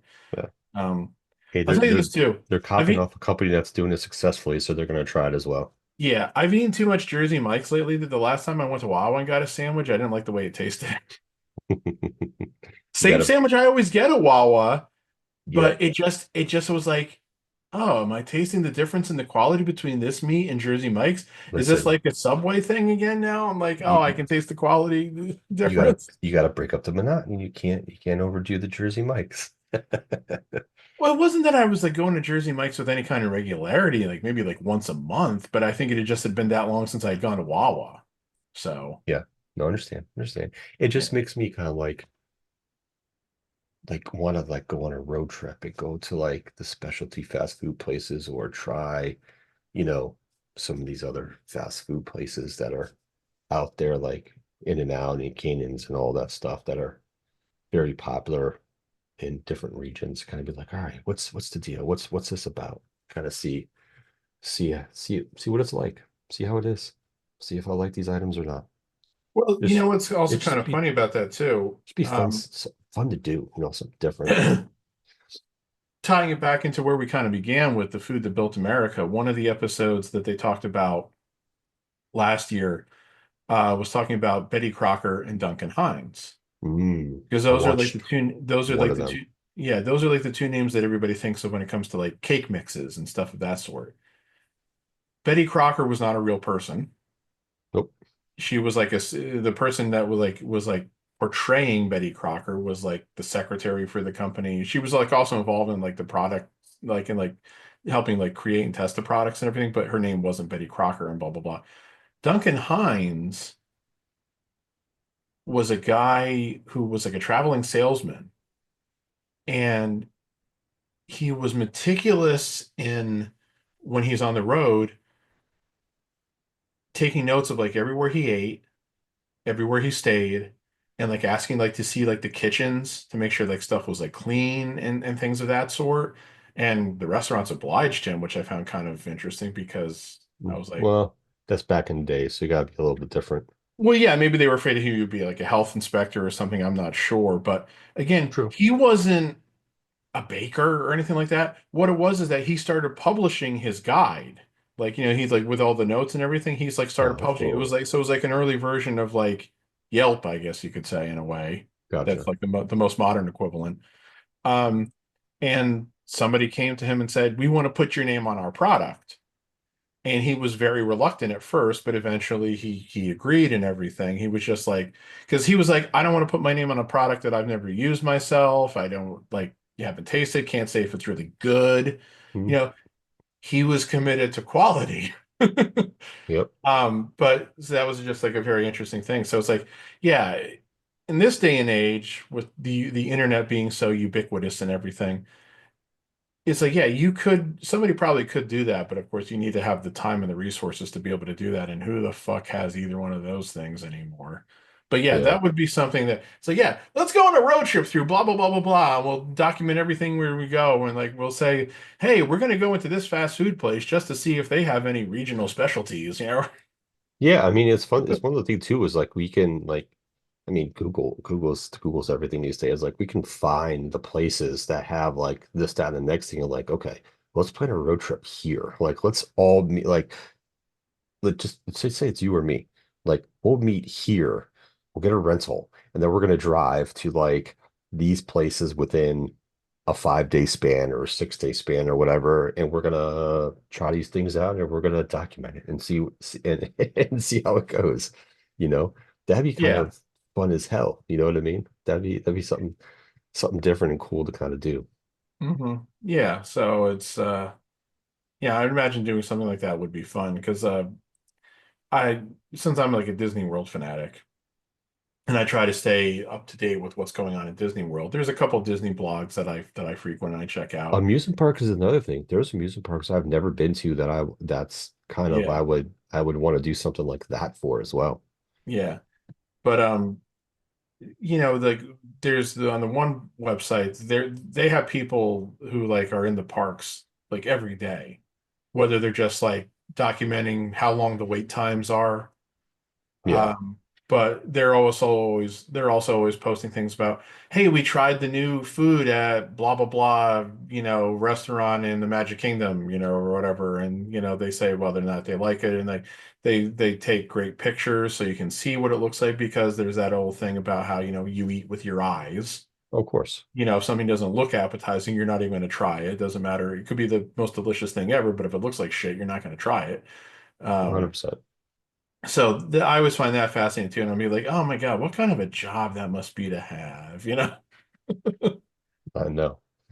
That'd be kind of cool. Like 100%. on one hand, it's like if I try to do that now, it's like I'd probably die, because I'm not the most physically fit and everything, and trying all the food specifically, But it's like, yeah, but how much weight would I like, just walk off just being on my feet all day? But it's like, yeah, but being on your feet all day is no piece of cake either, No, no, it's not. as I know from having done those jobs before. So, in terms of being on your feet all day. So. Yeah, of course, of course. But yeah, so fun stuff all around. It's a weird, wonderful world of food out there. Yeah, no, it is. It is 100%. I remember my dad used to work back in the day. He used to work at one of the big Nabisco plants in Chicago. He used to be like Okay. Let me test you here. Let me test you here. oh boy, What does I'm probably not gonna know this. Nabisco stand for? I don't know. National Biscuit Company. Nabisco. Hmm. If you would ask my dad would have told you. Yeah. Yeah, my dad and a couple of his cousins and other relatives used to work for Nabisco. I don't remember how long he worked there, but he was he's definitely he's tasted every single item that Nabisco has ever had to offer. He used to tell me that they used to have like so when they would go on their breaks, like they had their own little Nabisco store and everything was like wholesale price. So he would go down there and get a couple things of like the items he liked at wholesale price and then go eat those on lunch with whatever he was drinking. I remember. But yeah, he was like, yeah, they had a little store for us for all the employees and we get everything at wholesale price and we can get it and take it home or whatever the case may be. And he's like, yeah, just go down. There was these specific cookies I always want. I get like 8 of them and I have my drink and I would sit there and that would be what I would have for my lunch. And I was like, okay.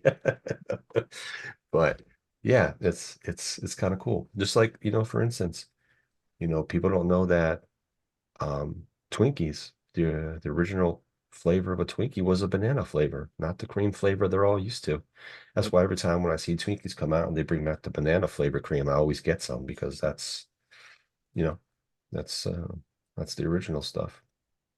But Twinkies is funny for me because I know they make different varieties. Like I know that there's like chocolate Twinkies now. yeah, yeah, they've come out with different flavors and whatnot. I just like want no part of that. I don't know. For some reason, it's like in my head, I can't conceive of eating a different flavored Twinkie. I don't know They did why. something too for like Valentine's Day a couple years ago where it was kind of like pink and then they had like strawberry flavored cream. Um, I mean, I can understand that. Yeah. and I think one year they did like a raspberry, I believe, as well for Valentine's Day or something like that. But yeah, they did different collabs for it. I've tried most of them. They're okay, but I like I'm more of the original. When it comes to Twinkies, I'm more of the original type of guy. Yeah. There's For some them. things that I just, where they come out with like flavored versions, I just kind of go, no, no. This isn't for me. Nah, Like we can't do this. chocolate frosted flakes. That just seems so weird to me. Um, Yeah, Frosted Flakes kind of went about. So like I love that's like I would tell you the cereals that I eat on a regular growing up have always been Cheerios, Rice Krispies, Frosted Flakes. Now, others that I've tried a lot of other cereals and I don't like them. The only other cereal that I really will eat is like Sugar Smacks or what's the other version of Honey Smacks? I forget what it is, but but those three are my main ones. But Frosted Flakes came out with like the chocolate, and then the chocolate milkshake, and then the strawberry milkshake, and then the cinnamon Yeah. ones. Yeah, I can't. I just can't. Like that's like even Rice Krispies. They did the frosted Rice Krispies, and they just didn't taste.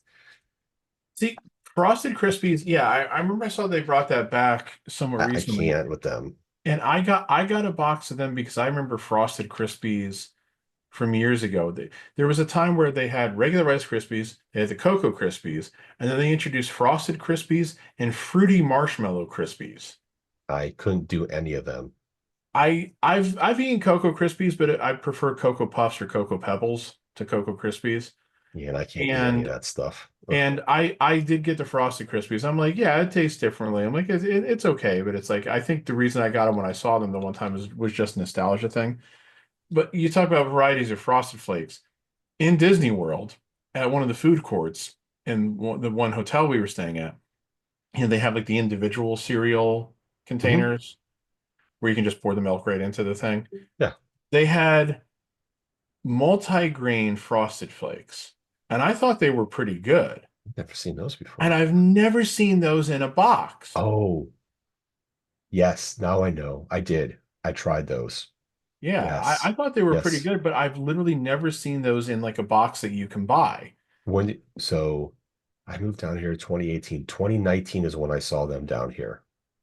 They were like the whole grain protein Frosted Flakes. I tried them. They were not that bad.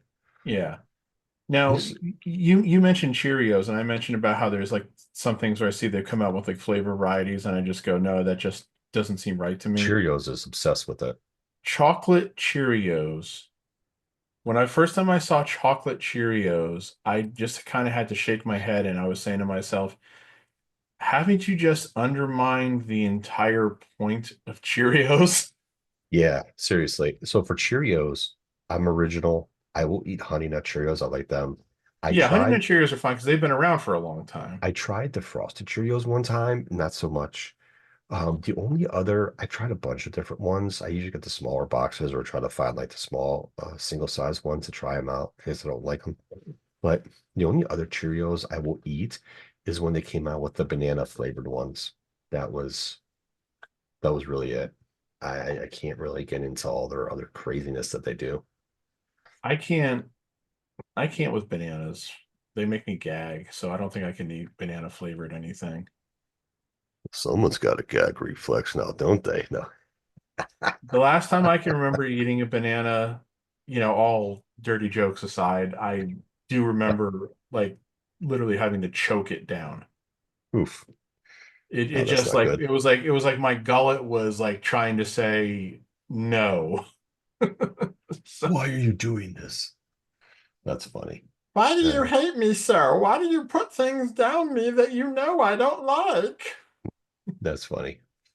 Yeah, that's really kind of yeah, those are the only type of Cheerios and stuff I can eat. There's so many cereals out there, and I've tried some of them. I just like some of them just have shitty taste, and some of them just There's yeah, the there's grain and stuff like that, just yeah, not there's good. still I rotate through cereals. Like I'm like I'll get a box of this and then like I won't want it again for a long time.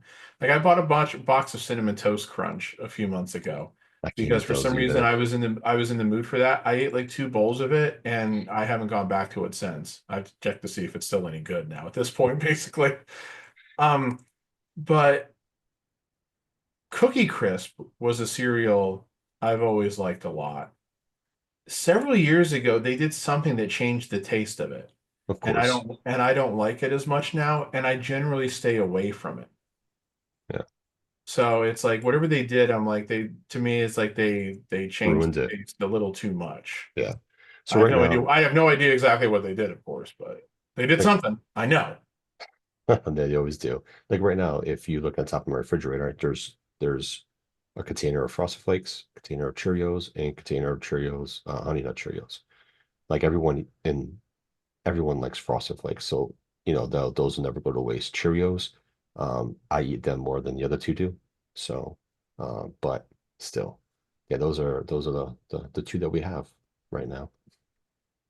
Yeah, my favorite healthy cereals because The- debate the- is whether or not any cereal is truly healthy or not.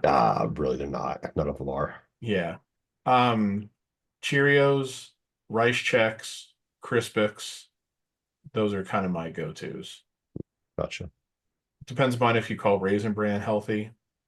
Yeah. I think most people don't. No. Because it's not as bad as it used to be, but I remember Raisin Bran back in the day, you could see the little sugar granules in the raisins. I don't think they make them like that anymore, but they definitely used to. You can make a case for the healthy ones, but you can also make a case against the healthy ones too as being legitimately healthy. For Yeah. sure. Because But, that'll come down to how people feel about carbs and carbs, calories, sugar, cholesterol content, all that shit. and then you know Sodium. what type of milk are you using with it, that kind Yeah. of shit too. So Yeah. well, technically that's a separate thing. Yeah. But it combines when you start using it, whatever. But yeah. So yeah, but it's like you still have a choice as to what kind of milk, whether it's 1%, 2% skim, whole, almond milk, oat milk, any of the other milk Yeah. varieties that don't come from a cow. Coconut milk, Yeah, and all kinds of craziness. so you and I always say to those things, of course, you can call it milk, it's not. No. It's just another liquid form with a different flavor taste to it. Or what was the joke Lewis Black did way back in the day? It's like soy milk. That's bullshit on a stick. There can't be soy milk because there's no soy tit. I don't know a lot, but I know you need a breast to have milk. So funny. Oh, you know He what? said it's soy juice. Fuck that. Nobody's gonna buy soy juice. No, definitely not. I think we're gonna end it at that today because we Oh, just and we talked, didn't even get to talk about the lunacy that is Dave Meltzer. you know, But it's that can wait. it's okay. We can make a note of that and we will come back to that next week. We'll start off with some pro wrestling next week and then go into our other stuff and then we'll finish with um talking some DC and Marvel TV shows and movie stuff and then we'll finish with our Mount Rushmore of DC villains for next week. So we'll put that on the side burner there. But Well, we had a- let me just put this real quick Sure, for those sure. of you who maybe don't listen to these things. So AEW had the Revolution pay-per-view, right, where it was Revolution yes, last week. A lot of people seem to think it was a pretty good show overall. overall, yes. I of course did not see it, so I can't say objectively one way or the other. But we all know that one of the big staples of AEW is no selling and kicking out of finishers. Fine, that's their style. It's not for me per se. But like you said, Meltzer gave good reviews to most of the matches. Yeah, Okay. And there's a video clip of him talking about the CM Punk Seth Rollins cage match, which we saw on Raw last Monday night. correct. And Which I will bring Meltzer that went, video up next week too. yeah, Meltzer went on this rant about, well, not really rant, but he was going on about how it was a great Paul Heyman match and saying that they kicked out of too many finishers during the match, which, to be fair, I kind of agree with him. There Of was course. probably one or too many finisher kick outings during that Punk Rollins match. But this is a guy who routinely gives 5 stars and more to AEW matches where they do that all the fucking time. So Correct. come on, Dave. And I'll be interested to see if Cornette responds to it all because his most recent episode had his Revolution review. Spoiler alert, he didn't like most of it. Of course not. And they also talked about the Punk Rollins cage match, which he liked a lot. But they didn't talk about what Meltzer said in response, and they didn't talk about Meltzer's star ratings, which they usually will mention. So I'm hoping that on his next episode, both of those things might be broached. I just want to hear his last will go like Osprey versus Fletcher, 5 stars. Oh, for Pete's sake! So this is what we'll do. So we'll definitely start next week's episode with pro wrestling. We'll get into the Uncle Dave stuff and then we'll see if Cornette divulges anything into the scoring system and whatnot, and we can go over those items in the And meantime. And remember, though this won't help you because this will be posted after it airs, if you want to watch Raw tomorrow, remember to tune in live at 3 p.m. Eastern Time, 12 p.m. Pacific. Pretty much Because for the next, Netflix is mandating that these overseas European shows have to be shown live in the United States. pretty much I for the think they're next 3 gonna. weeks. I think this is going to be a case of fucking around and finding out Yes. The next 3 weeks they'll be doing this for both show, for For Raw, Smack- not for SmackDown. yeah, for Raw. So, yeah, have fun with that. I'll say. Yeah, so it's like seriously, if I want to watch Raw, well, not entirely, but it's like if I want to watch Raw live, I'm gonna have to like put my headphone in and just put it on my phone while I'm still at work for an hour and a half. Same. It's not gonna work fantastically. No. Because I won't really be able to pay full. I won't be able to pay full attention to it. Yeah, true. And we're on the road to WrestleMania, so Oh, yes. Yes. But because we need follow-up on what happened between Punk and Rollins and Reigns. We need follow-up on what happened between Rhea, Bianca, and Io. Cena's gonna be on Raw tomorrow with Cody. No Dwayne. of course. But then again, Cena's really more important to this anyway. So, Yeah. What else are they pushing on Raw right now? Oh, Gunther and Jey Uso. How about that Gunther Axiom match on SmackDown? It was great. I got to go back and watch it more like in depth because I was kind of only half paying attention to it. It was good. I'd also be interested to hear Cornette's take on that because I don't know how much he watches NXT at all to know who Axiom is or if he likes Axiom, but I have a feeling His co-host probably does. So I have a feeling Axiom is a guy he doesn't like or won't like. But I know he likes Gunther a lot, and so I want to see if he's going to complain that the match was too competitive or something. Yeah. Yeah, true. We'll see. All right. Let's stop with the wrestling because we can keep going on for hours with that. Yes, we could. I will shut up. Oh, and I want to add this until in 3 real quick. o'clock. Just want to add this in real quick. I could eat these words in a week, but as of right now, I just want to say fuck Aaron Rodgers. Okay. Because he's, as of right now, basically dicking around my team. Well, I do not like the man, but that's why. I think the Giants should just sign Russell Wilson at this point and be done with it. Yeah. I will not take a chance on Aaron Rodgers. Nope. Nope. All right then, fans. This will be posted on Wednesday or Thursday of this week. I think we had a cool episode, something different. We talked about food, candy, and stuff for the majority of us. That was awesome. In regards to this, so yeah. We talked about how we're both at heart fat bastard. Yeah, Get in my belly. Food is food, brother. But yes, thank you for tuning into all of our content on Facebook and YouTube. Once again, always appreciate that. Definitely hit that subscribe and like buttons. But we're going to end the show today. The dynamic duo once again pulls it off because we always do. But like Jeremy would, I'm running out of GIFs to send to him when he tells us that he won't be on. I know. I think I've like run through the gamut of stuff I can send to express my disappointment with him. Let's start creating some new stuff. But we will use the good old Jeremy's ending of every show, and hope you liked everything that you heard today. And we hope you finished with us. Peace.